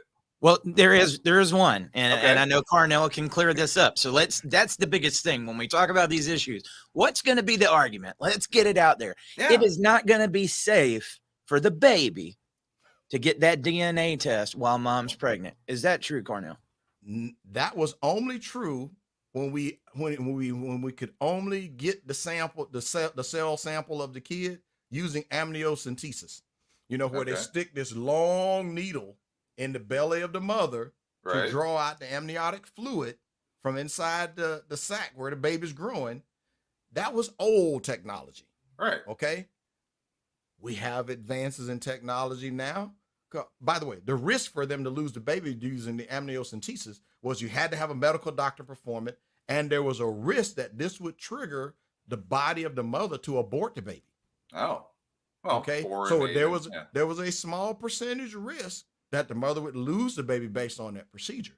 So as a service provider, I never recommended it to my clients because I didn't want to be remotely involved in anything that would have an impact on the life of the baby. Okay. Right. But now that we have a way to do this with zero risk to the baby, because moms are going to have to give blood samples if they are actively being monitored by their obstetrician gynecologist during their pregnancy, especially if she is a high-risk mom. Yeah. She's going to have even more testing than the basic testing because they need to know what level of supplementation does the mother need during her pregnancy. Pills and all that, If she is deficient on iron or a host of other, there are mothers who develop some form of diabetes during their pregnancy. Gestational diabetes, Yes. All right. There are other things that could be a factor. All right. So it's important for the mother to be under guided, competent medical care during her pregnancy because it gives a higher survival rate and best possible outcomes for the baby. All right. Well, for that mother to know that the support of the child and having the support of the father of the child and having the ability to erase all doubt in the mind of the guy who she is pointed to. Right.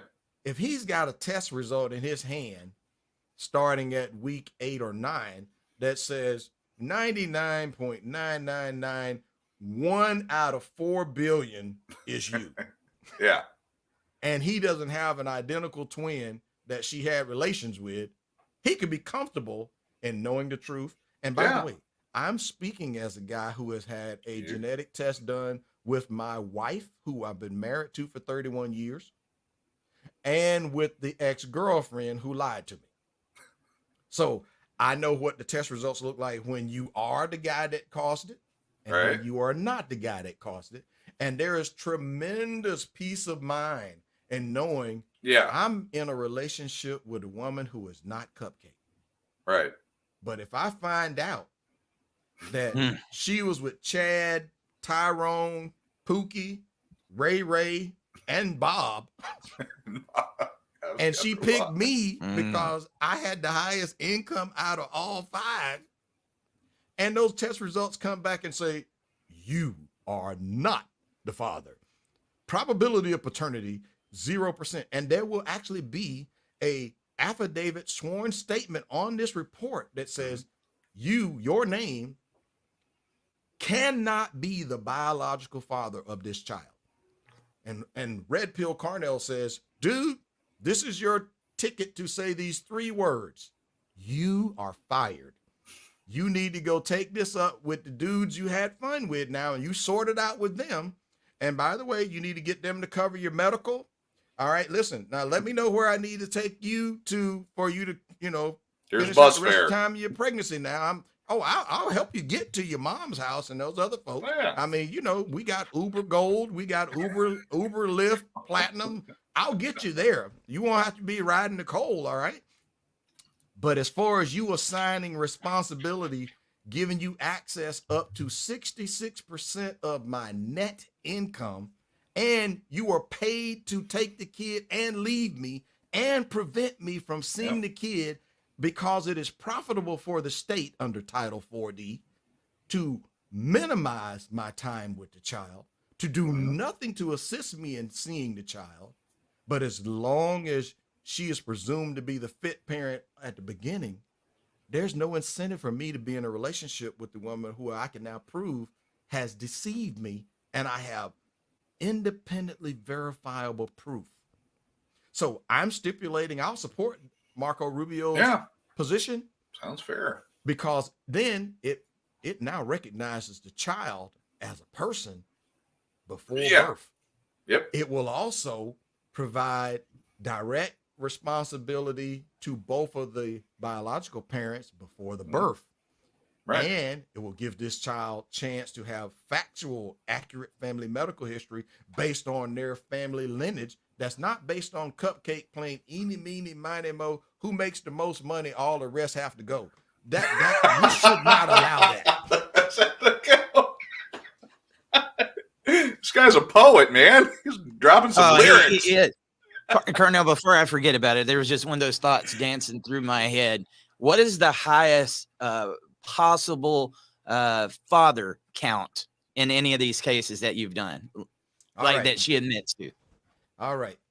The highest count that we have come across is 16. Cupcake has tested 16 men, and it was the 16th guy who didn't want to be the dad. Can you blame him? Because once he found out, think about this. It is my position that Cupcake should have to make a disclosure under oath to the court that there are multiple paternity candidates and file an affidavit of notification. I like to call this the paternity notification affidavit. This is part of my proposal. And all of these men have to appear, and all of them have to be tested at one time so that we can get an accurate identity in the first round. And after that, we can proceed based on facts and not her feelings. Because what we should not do is ask Cupcake. She'll say, I feel in my heart, based on his sexual performance. Listen to this. Based on his sexual performance, it's got to be the guy with the high income. Knocked it out. 16. What's the average? What's the average number of partners that could be the dad? In my own experience as a service provider in court here in Georgia, 3 to 4. and that's married and single. Well, it is. And teenage boys. Because a lot of moms have heard me on local radio, seen me on television. I've been featured on Dr. Phil with one of my clients who was a doctor. Because they see me doing all this. Oh, I've also been featured and done stories with People Magazine, Time Magazine, and over 200 other stories and movies. I'm featured in the Red Pill movie as well. Yeah. Okay, I have a cameo appearance there, but Cassie J. All right. The point here is that when people get more aware of the prevalence of the issue, and they understand that we know about 1.2 million men and boys have been DNA tested and confirmed as not the fathers, based on the reporting from the 44 DNA labs in North America. That's just the guys who got the test. Right, yeah. That's not all of who should be tested. Sorry, my mind is blown. I'm not even making, this is not the, oh my God, 3 or 4 is the average. Yes. That's here's the thing though. That's to the ones that are admitting it. Yeah. Do you honestly believe that they're going to admit to 16 or 20? Well, I can guarantee you those numbers are a lot Come higher. on. This is perfect time for a good story for you guys. I had an NFL offensive lineman show up in my office. Massive dude. I'm talking 20-inch neck. He's like 6'6". He's probably a good 310 pounds with a body muscle to fat ratio of probably like 7%. If something pops off in a bad way, I want to be on his side. Okay. Yeah. But this guy, he happened to bump into us and run into our legal DNA services at court. And because of this massive publicity that we've been doing, increasing public awareness on the topic of paternity fraud and Cupcake Chronicles. The Cupcake Chronicles. It just gets better and better and better. The NFL Players Association told this guy he needed to get a paternity test. Now, he was like me. He had supported the kid for years without a court order on the basis of being a responsible man doing the right thing. Never knew about the potential that mothers would lie. He didn't know about Cupcake. He didn't know about her crafty, underhanded ways and her ability to deceive and manipulate. This man took the test because he had been highly recommended. She never gave him any trouble until he got injured and he got put on the injured reserve list, and he took an income hit, okay, while he was recovering. Yeah. All right. So what does she do? Rather than work with the guy and while he's trying to make his way back and get back on the team and get back to, you know, the conditions of his contract and be able to earn and get his bonuses and all that stuff, she sicked the dogs on him. She filed a criminal child abandonment warrant on him because he wasn't paying the full amount of agreed child support, no court order. Right. Because he was trying to preserve his ability to live while he was recuperating from being injured. She did not anticipate what happened next. That day, this guy ran into me and my team at the courthouse. He was like, well, you know, the kid kind of looks like me and everything. And, well, I think I'm going to go in here and just sign up. I was like, hold on, dude. Nope. He got introduced to the red pill. He got introduced to the red pill and why the Players Association had told him about why he needed a test. He took the test, and the people don't get the results. When you're in a court legal case with me and other firms, we don't give you the results in a court case beforehand. We deliver those results strictly to the court, and both sides and their legal representatives have to come to court to get the results. He tells me that when he got to court, because he came back to my office after to let us know what happened. He says, I told the judge, all right, well, go ahead. You can read the results. I know I'm the father. And the judge says, probability of paternity, 0.0%. This big lineman broke down and cried in court. It cut him so deep. He had paid for her undergraduate degree.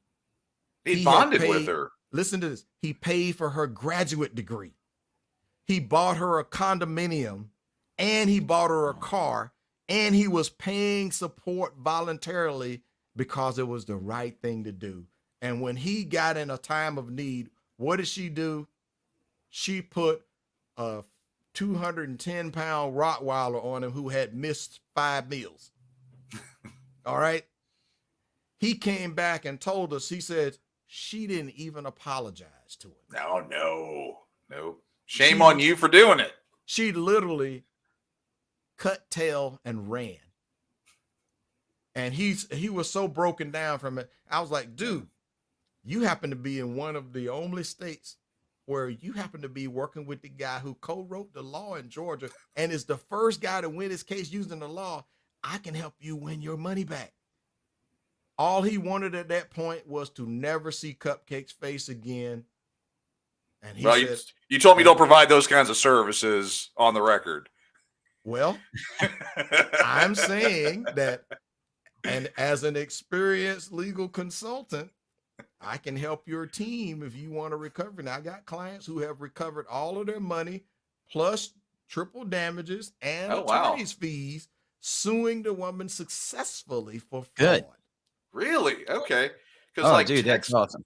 Yeah, Texas and other states, they have like a 2-year limit on there that after 2 years you can't go back. It's called the Uniform Parentage Act. It was created by a non-elected body of the Board of Commissioners, and many of the states adopted this, and that was created in conjunction with the family law associations in the states. Shocker. And what they said is they wanted to mitigate these paternity challenges by putting in a time limit. All right. So depending on which state, it goes from age 2 to 5 years old. Right. And if you're in that state, like California is 2 years old. Yeah.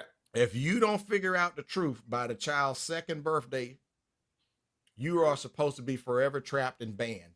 Even if she comes and tell you on 2 years and 1 day after, I got you, fool. And it's your fault that you didn't know I was playing the odds and I got you. All right. Mm-hmm. In those scenarios right there, that guy is probably going to be a bit angry. Oh, yeah. He's going to feel used, abused, bamboozled, snookered, fugabooed. All right. But in this case, the lineman, all he wanted at that point was to see the light of day, knowing that this chick, she is forever lost him as a resource, which is why I am vehemently in support of DNA testing at birth. Yeah.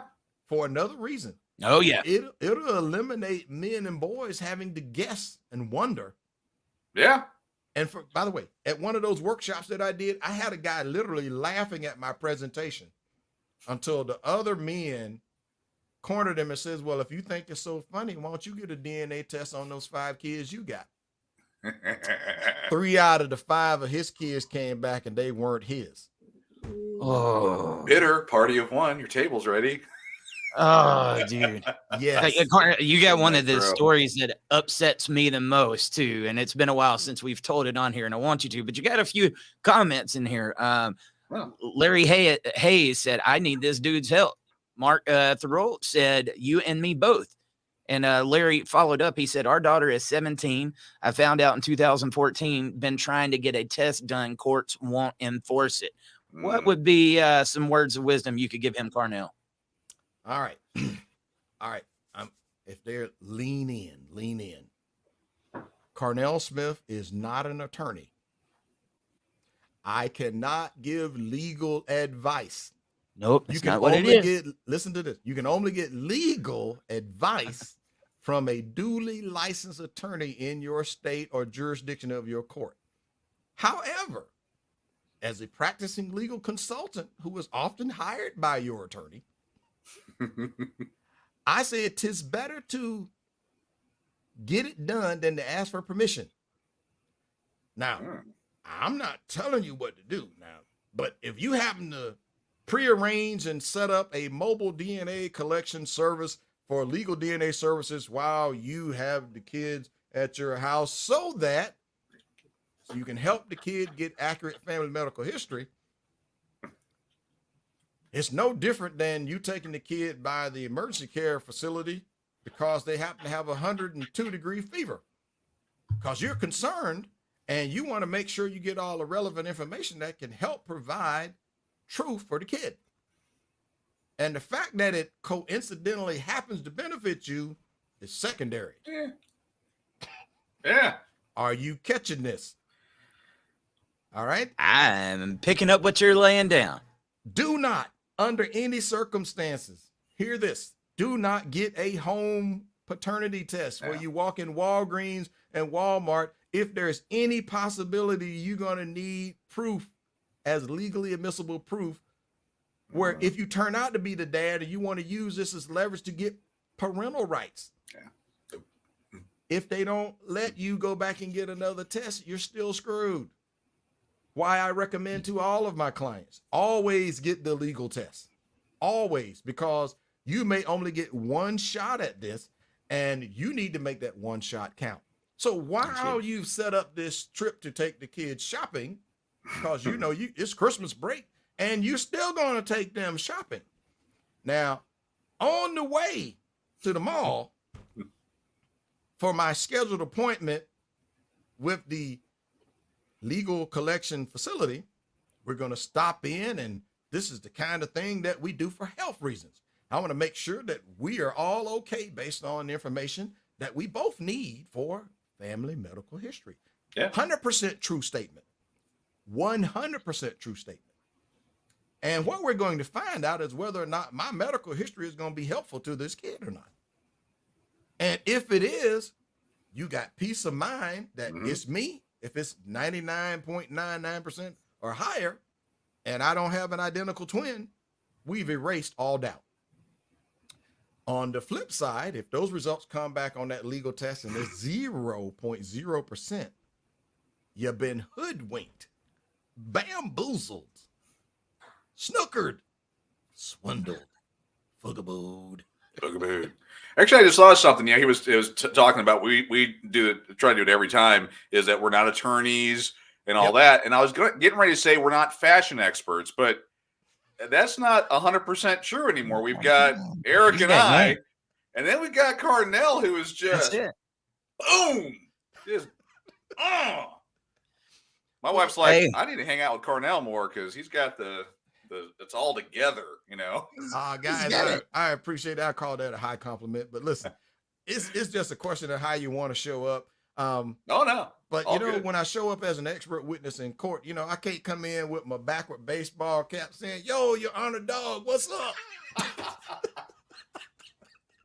That will not go well.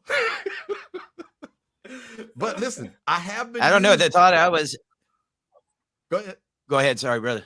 I said I have been used as an expert witness in court for some of my cases, and I have impeached Cupcake live on the stand because she tried to accuse my client of doing something surreptitious and underhanded and sneaky because he didn't get the DNA test with her permission.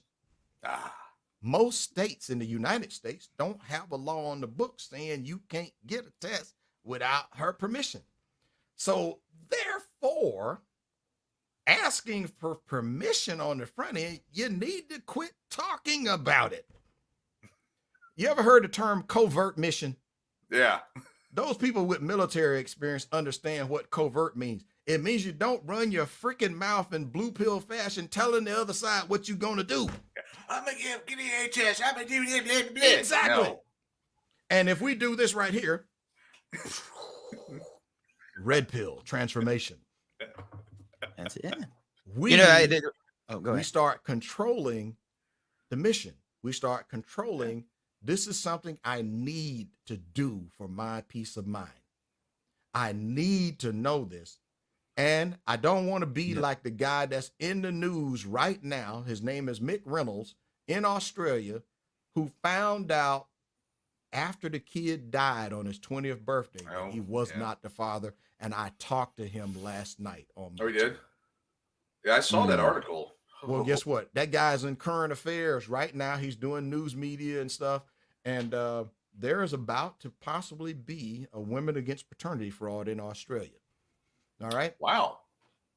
The whole point here is, would you rather find out that the child was subject to something in their family lineage that could be life endangering and threatening to the point to where it could reduce their quality of life or reduce their life? Like this young man who died on his 20th birthday live at a sporting event. The boy the young man literally just dropped dead. Mm-hmm. The guy who had paid child support for 18 years, he didn't know why the boy died until after an autopsy and genetic testing revealed a trait that caused the boy to die. Yeah. Had they known about it, they could have done something. Look, so we're saying it is in the best interest of the children to have accurate family medical history, because what if this young man his life could have been spared or at least lengthened by getting preventive quality medical care based on the knowledge of what he was at risk for while he was young. And that event that happened, we found out now the man who's supposed to be his biological father has 2 other kids who are approaching the same age as that boy, and they should be tested. Oh, yeah. Yeah. Guess what? The feminists say, we're against DNA testing at birth because you're trying to weaponize DNA tests against women. And I say, if that's not bull feathers, nothing is. I mean, is that their only argument? Like, that's their argument. That's it. They do not want, because listen, that is the argument, man. They want the ability to pick the father based on her say-so. Currently in all of the United States and U.S. territories and several countries, you are presumed to be the father because she said so with no evidential requirement whatsoever. So you start out in family court behind the 8 ball. You are presumed guilty. If you're accused of domestic violence, you are presumed guilty. Yep. If you're accused of doing I something was going to say false allegations. if you're accused of doing something inappropriate with the kids, that, by the way, never existed while you and the kids lived at the same address. Yeah. It's only after you have different addresses and you hadn't even seen the kids for the last 935 days, and suddenly you are a danger and a threat. You are presumed guilty. There, Glenn Terry's story, his ex-girl, I think spouse or girlfriend, I can't remember off the top of my head, accused him. Never married her. Never married her. Thank God on that one. But accused him of giving both of them an STD. Mm-hmm. And there were a number of times they had to go back in court, and he had to get evidence, and it was, and everyone, of course, believed the mom because found it wasn't true, and then that was like 18. Yeah, it was like 18 over different accusations. They kept doing it. I mean, believe all women. How'd that work out for him so far? I mean, this is why we need the Johnny Depp wireless security device. Here I am promoting this highly effective tool that could literally, and it's only in some areas of the country, you can get these for as low as $99.95. Yeah. For when I do covert operations, I have a watch that records video. Yes. I have a pen over here that records video. Oh yeah. Yes. This is like $30, and it records audio and video for 6 hours. Whenever I deal with legislators, or I probably shouldn't be saying it out loud, but when I deal with certain people, I'm recording with a smile on my face. But make sure you are in a one-party state first, so that you don't end up getting criminally charged for illegal wiretapping. They actually have such a thing on the books. Oh, that happened with Planned Parenthood, where they had recorded what they were saying, selling the body parts and all that. And they were successfully sued and, I believe, prosecuted because it was a two-party state. And it doesn't matter what it was about. They found a reason, but they nailed them. Yeah. So for the Dad Talk community out there, the terms you want to Google, one-party, two-party states required for consent to record conversations. Mm-hmm. Number one, in both cases, you have to be a party to the conversation. Right. In the one-party state, if you are one of the two parties that's in that conversation, or one of multiple parties that's in that conversation, you're the only one that has to know it's being recorded. Yep. Covert. Hello. Covert. There you go. Red pill. Covert. Yeah. Yep. If you're in a two-party state, going to require some advanced recon. Reconnaissance is required on the front end to keep your butt out of jail and having to fight a criminal case at the same time you're also battling a family court case while you're trying to fight to get access to your kids. It's chess, not checkers. Remember what I said before, we got to learn offense. Number one, it is possible. Yep. Look, I know a law professor who literally is teaching people how to be effective at learning the law, learning the rules of civil procedure, court process, all of that stuff. Mm-hmm. And if you pass his test, he will actually grant you an honorary law license, but you're going to be so effective at municipal court, state court level, appellate court level. You can learn how to be an effective pro se, pro per presenter, but it's going to require work.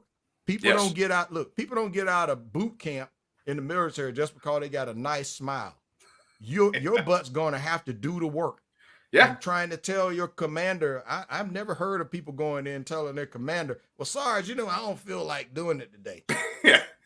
Your butt will get kicked out of the barracks, and you'll find yourself on what some of the men have told me. You'll find yourself on some special character building exercises. Like you're going to dig up. Carnell, I got a good question here from a longtime advocate. Yeah, go ahead. I'm sorry, guys. My connection is screwing up pretty bad. Hopefully you can hear me. We got a question here from Mr. Mike Whitney. He said, Carnell, What's your general opinion on DNA testing after children have grown up under the abuse of alienation and are now adults aged out of the system? What points would it make, if any? Pros and cons. Okay, great question. Great question, Mike. So the way I've been able to get, because I am deemed a troublemaker and I can take the smoke. Have you ever heard of doing family lineage testing so that we can fill out our family tree using ancestry.com and heritage.com and 23andMe? I would recommend that you do a home project with the family and the kids so that y'all could trace your family lineage. And the only way you could do that, because you're going to present them with this gift. Yeah. Look, with this gift, so that we can all trace our lineage back so we can see if we have any famous people in our family. Yeah. Couple things are going to happen out of that. In roughly about 40 weeks, we're going to find out who's under your paternal family tree. They've had a couple funny ones where someone gives their family, that ancestry.com DNA and me test, and Christmas time got lit. Yes. It was woo, and if a couple of family wreaths going on, all kinds of weird stuff.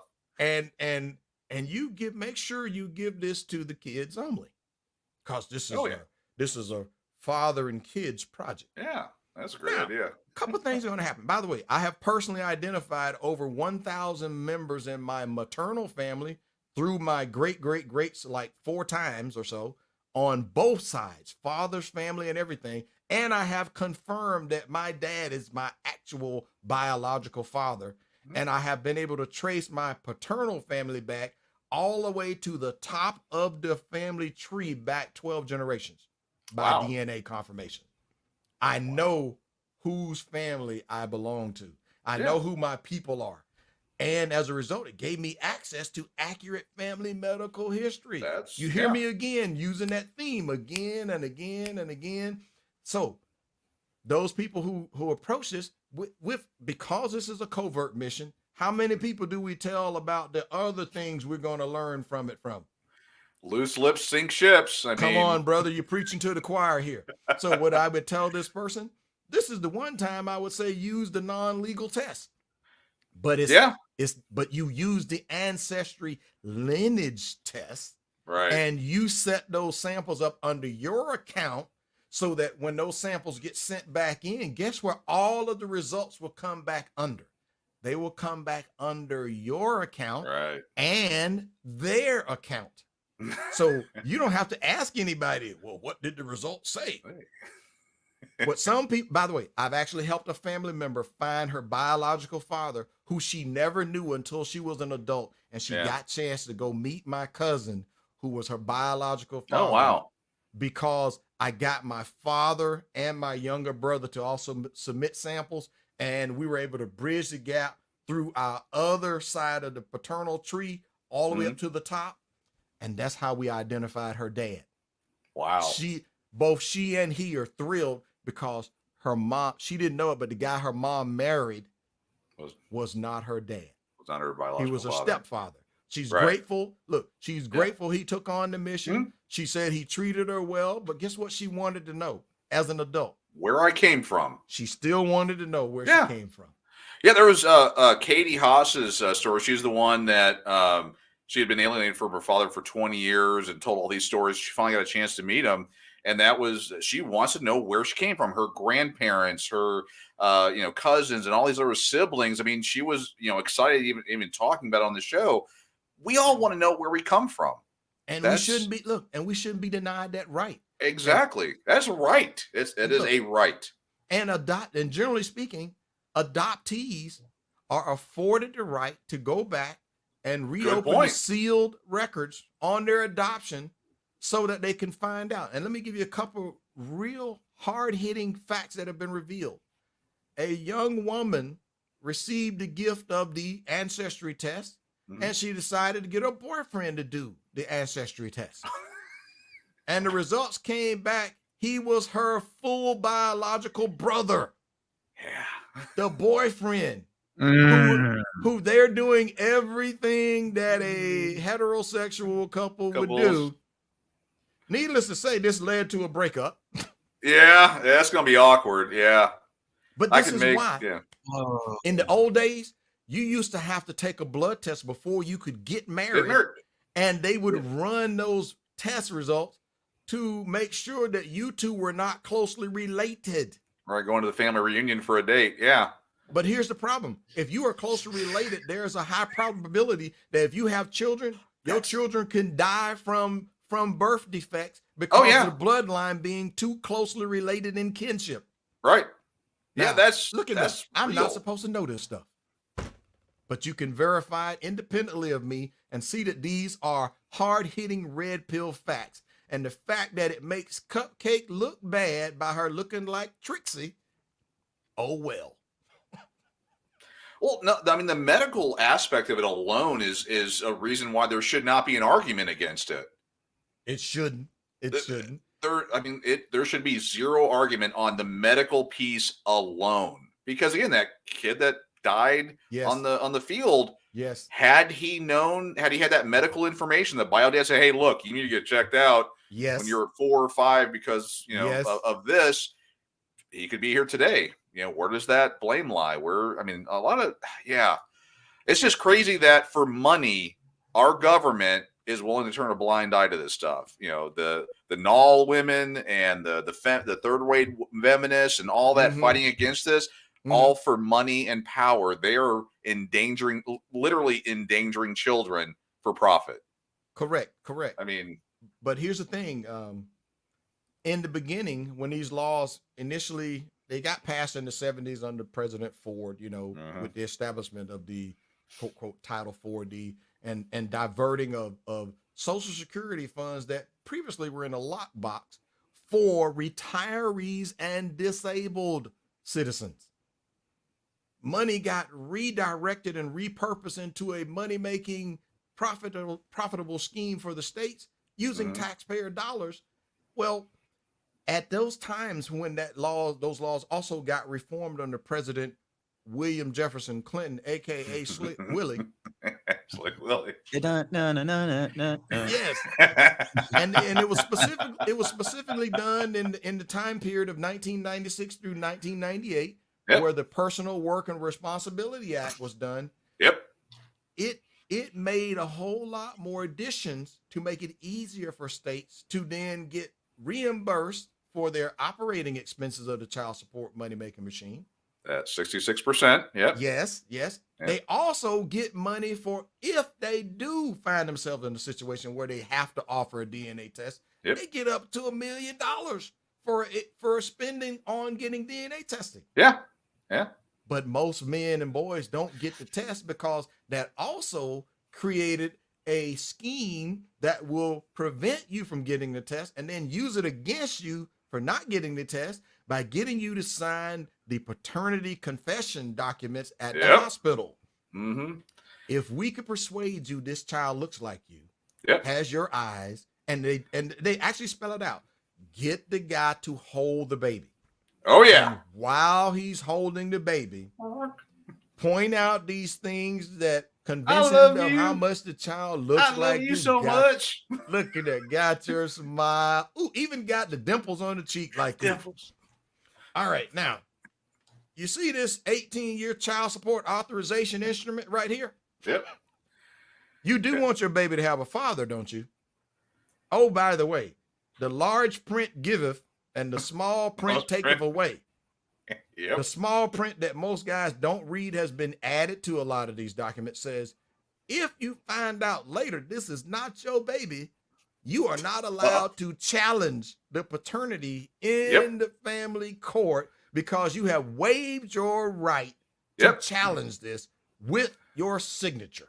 It is working as designed. We've been saying this over and over. The system is working as designed. And put the Santa Claus in it, and it makes a lot of money. Carnell, I mean, one of the thoughts that I'm having when you're talking about this, obviously, there's a lot of men that want to get this test because they want to find out what the truth is. How many of these guys actually refrain from taking the test because they know what the truth is going to be, and they don't want to hear that they're not the father. Oh. That's the red pill male who's like the ostrich who sticks their head in the sand. Yeah. He doesn't know it, but he's on borrowed time. What do I mean by that? Yeah. He is being used as a utility for Cupcake, and he is only as useful until Cupcake allows her hypergamy to kick in. Ooh. And she trades him for a Hypergamy. higher resource model. What am I saying here? If he as the blue pill model man is making $100K a year, Monkey branching, and Cupcake gets a shot at a guy who makes $150K a year, swing to the next one. she is going to get to keep his resources, and using the illustrious family court, she can kick him out of the house. She can file a claim of domestic violence, get him a restraining order put on him. They'll require him to pay for the house, stick him with her legal fees, and then she'll have the nerve to file no-fault divorce. With a straight face. Oh, She'll be yeah. like, well, Your Honor, we have irreconcilable differences. He wouldn't let me run the streets as Trixie, and I felt that he was demonstrating. He was abusing me. He was hurting me. He was using toxic masculinity to keep me from expressing myself. This guy's on a roll today, man. I think Carnell's like channeling the audience, because I mean, I know it's like the energy's there. Now he's nailing it, just bam. But how can I speak about this from a national point of view? Because just like Dad Talk, you hear it worldwide, nationwide. Oh, yeah. And Absolutely. that means for that guy who thinking it's just him, it's so important that he joins the Dad Talk community and joins the Dad Talk support group. Dude, let me talk to you. Lean in. At some point, you got to say, I'm sick of suffering. Yeah. I'm sick of not getting nothing done about it. And my way of trying to just take it on the chin, and if I just keep my head down, if I don't make waves, they'll just leave me alone. And one day in the sweet by and by, I'll get to see my kids. They are not going to help you if you take a passive Bedtime position. story. It hasn't happened for those dads that I know that have gotten custody of their kids. It didn't happen till he said, I'm taking the red pill. I'm going all the way down this rabbit hole. I'm going to find out how the heck Alice got out of Wonderland. I'm going to fight. And if Alice could get out, because what did she do? She got some coaching while she was going down the rabbit hole. Yeah. I know I'm throwing in this story, but guess what? The analogy here is all of the dads that I know that were successful, they had to become tenacious, but they also had to change their mindset, and they had to get skilled. They had to upskill themselves to become tactical. I know you guys can hear me on this. They become tactical, because along with that mindset shift, I hope you can't hate me for this, but Cupcake is not your friend here. If she's not actively helping you have a consistent quality relationship with your kid, and you got to switch your mindset from helping her to your only mission is to help the kid. Yeah. Yeah. And then once you become armed tactically, this is not a Second Amendment discussion for those twisted sisters who will try to, change that. Being a CCW carrier who happens to fully support the Second Amendment, in this case, we're not talking about that. All right. I'm talking about tactical mindset, mission-minded, getting out of your own head thinking that I got to do this all by myself. The smartest man in the group is the guy who said, I need help. And then actively seeking that help, getting the coaching that he needs, taking care of the therapy, minimizing his contact with Cupcake to only matters dealing with the kid, and only in a method that you can have the communication recorded in writing, in email, by letter, or using court-approved apps that will allow you to record the phone call conversation. And oh yes, if you're in a one-party state, the Johnny Depp wireless defense kit may save your bacon when you're able to go in and with a tactical strike and do like what I've seen and heard of so many of those successful clients who've been, represented by a prepared pro se pro per litigant, a fully prepared father's rights attorney, and they walk in with evidence and not just hearsay. They go in and say, okay, based on the evidence that's submitted in the record, here's why it's in the child's best interest to have the parent that's going to support their interest be their primary custodial parent. Then you get better outcomes. There you go, man. Yeah. Dude, we are going to have to do this again. I enjoyed it so much.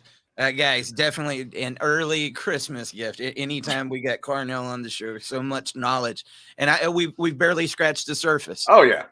So, yeah. Carnell, tell us, if somebody wants to keep up with you and what you're doing, where can they get? And there's one of these guys that thinks they might be a victim of paternity fraud. How do they reach out to you? So here's some good news. If you want to connect with me, I am thepaternitycoach.com. That's THE paternitycoach.com. And if there's an opportunity that we might be able to work together in a consulting, coaching capacity, I need to determine whether or not I'm a good fit for you. Because if not, I may be able to refer you to someone that I think could be better qualified to assist you and help you in your goals and your plans. All right. I do offer a complimentary consultation for those people who will complete my intake application.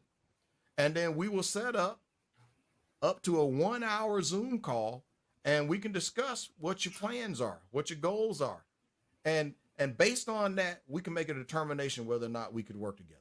Or I can refer you to how you might be able to become a more effective pro se, pro per litigant. That means where you represent yourself, because you frankly have run out of money because you've been choosing the wrong people. You've been picking that attorney that cousin Junebug recommended to you, who's not even a family law attorney.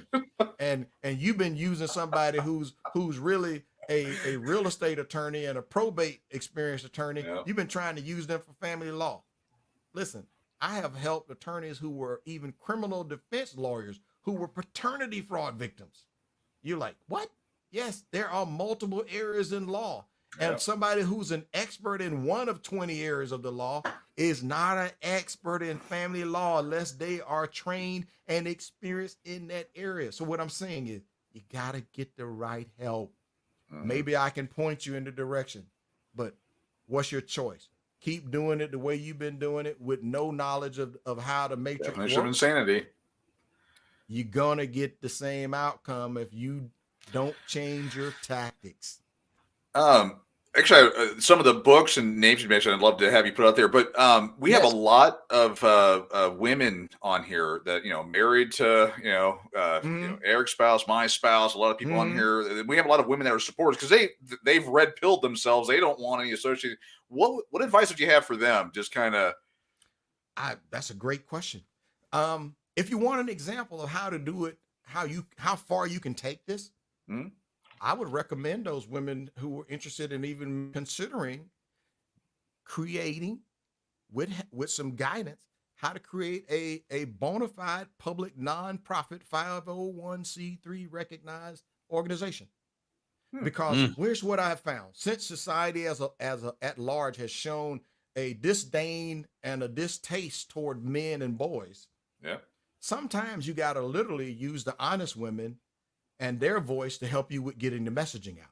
Yeah. So I would recommend to those ladies to contact womenagainstpaternityfraud.org, womenagainstpaternityfraud.org, a bona fide 501c3 organization with offices in California and Washington, D.C. How to do what they did. How is it that they're able to get college student interns to volunteer working for them while those students are getting college credit and work experience as interns? And that includes students who are in the entertainment industry, film, music, graphic design, website, as well as other administrative type areas. There are ways. Look, just because you don't know how to do it doesn't mean it can't be done. What my father taught me, he says, sometimes you got to be willing to swallow your pride and say, you know what? I need help. And men, listen to me.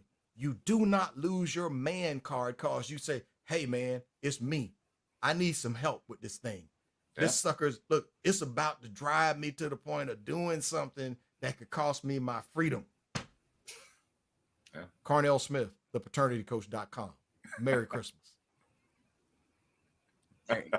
Hey, man, and that's one place that this movement really needs to work on, guys. Getting organized. You need somebody that specializes just in paternity fraud, somebody that does just in child support, somebody legislation, CPS. And if we had those organizations where people could just start going and becoming experts in that field, yes, I think we could do this, guys. Yeah, I do think we could do this. And look, I and really there's some other bona fide groups out there that Oh, yeah. actually have boards and everything. The thing that often kills us in terms of the fathers' rights movement is a lot of unnecessary infighting when people fighting over who gets credit. I can't tell you how many times that we, in my sector alone, we've been successful. I have literally taken a woman, coached her how to present my speech because I knew we were going into a male hostile audience. And in order to be effective, if I presented my speech, they were by and large not going to listen to it. But because I took a woman who was affected by the issue, coached her, prepped her how to take her story and gave her points for the cover, then it opened the door for additional public hearings, and then they were willing to listen to me. Yeah. Strategic. Wow. Listen, I learned all of this from studying Dr. Martin Luther King. Am I saying I'm equal to him? By no stretch am I saying that. But I learned that I couldn't get better outcomes using the same approach that had failed me in my previous court battles. And I come to recognize that the system won't change on its own, because when those laws were passed, there was nobody at the table representing men and boys' interests. And I'm going to say the women, they may have had a point that were back in the earlier days that, pretty much guys could walk away from the family relationship, and that left some women destitute and in poverty, and they fell on the public taxpayer dole as welfare recipients. Now, I don't believe that was the majority. It happened enough, though, to where it was made to be a major issue, but they tend to downplay the fact that they were still paying women to not have men in their household, so much so that some women deliberately exercised the choice to not have their child's father in their house. And that has decimated the Black community at such a point to where the birth rate of unwed children that used to be under 30% to where now it's over 70%. It has been influenced by feminism. It has been influenced by womanist ideology to where they want to be superior to men, but they don't want the accountability, they don't want the responsibility, and they don't want true equality. So by this, I say we need to have some representation at a national level for men and boys. And that White House Council for Men and Boys that leads to academic studies, peer-reviewed, that look at the impact on juvenile justice system, the impact on teen pregnancies, that perpetuate the cycle of single motherhood, which is not a glorious position. It is not to be hailed.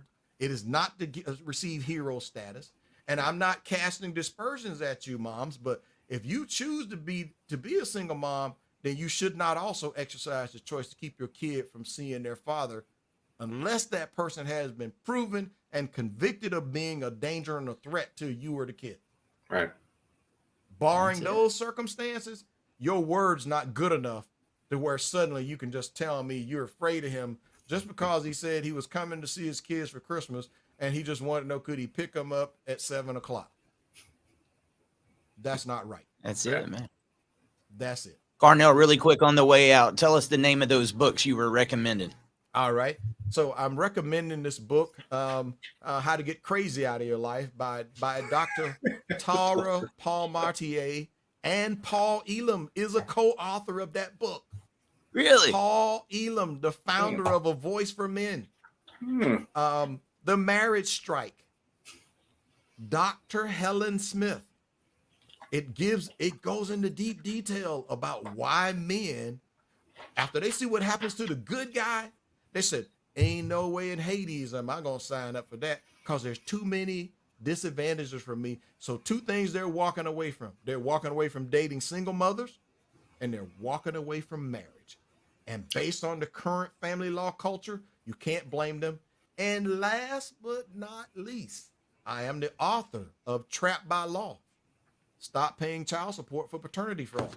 Get your book. I recommend the book. Yeah, there we go. Because my whole goal here is to inspire more people to become advocates. I traveled the United States as an activist advocate, providing legislative support for 11 states. You hear me? I did all that out of my own pocket when I was dumb. I didn't know that I should have been trying to build an organization that could obtain funding so that I could keep doing it.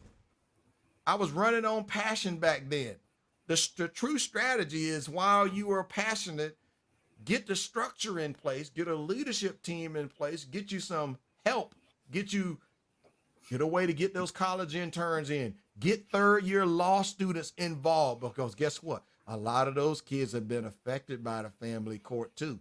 A lot of them, your lawmakers and judges, are sympathetic to the plight of dads because they were that kid now. But unless they hear from enough people, they think it's a one-off. They think it's an anomaly. Yeah. You have no idea how powerful your voice can be. Women, men alike.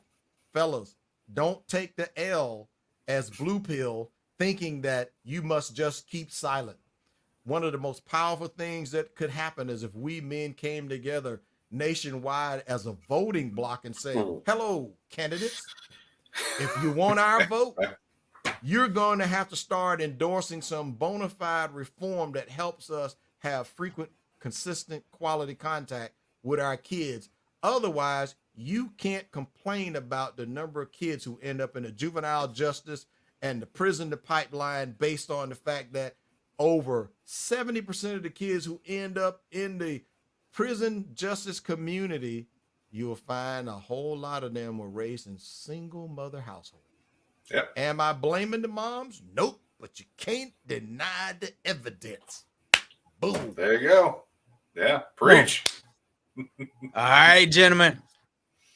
I appreciate it. We will be back. Carnell Smith, make sure to check out this book. Give us lots of recommendations, and don't eat no cupcakes this holiday season. We'll see you next time.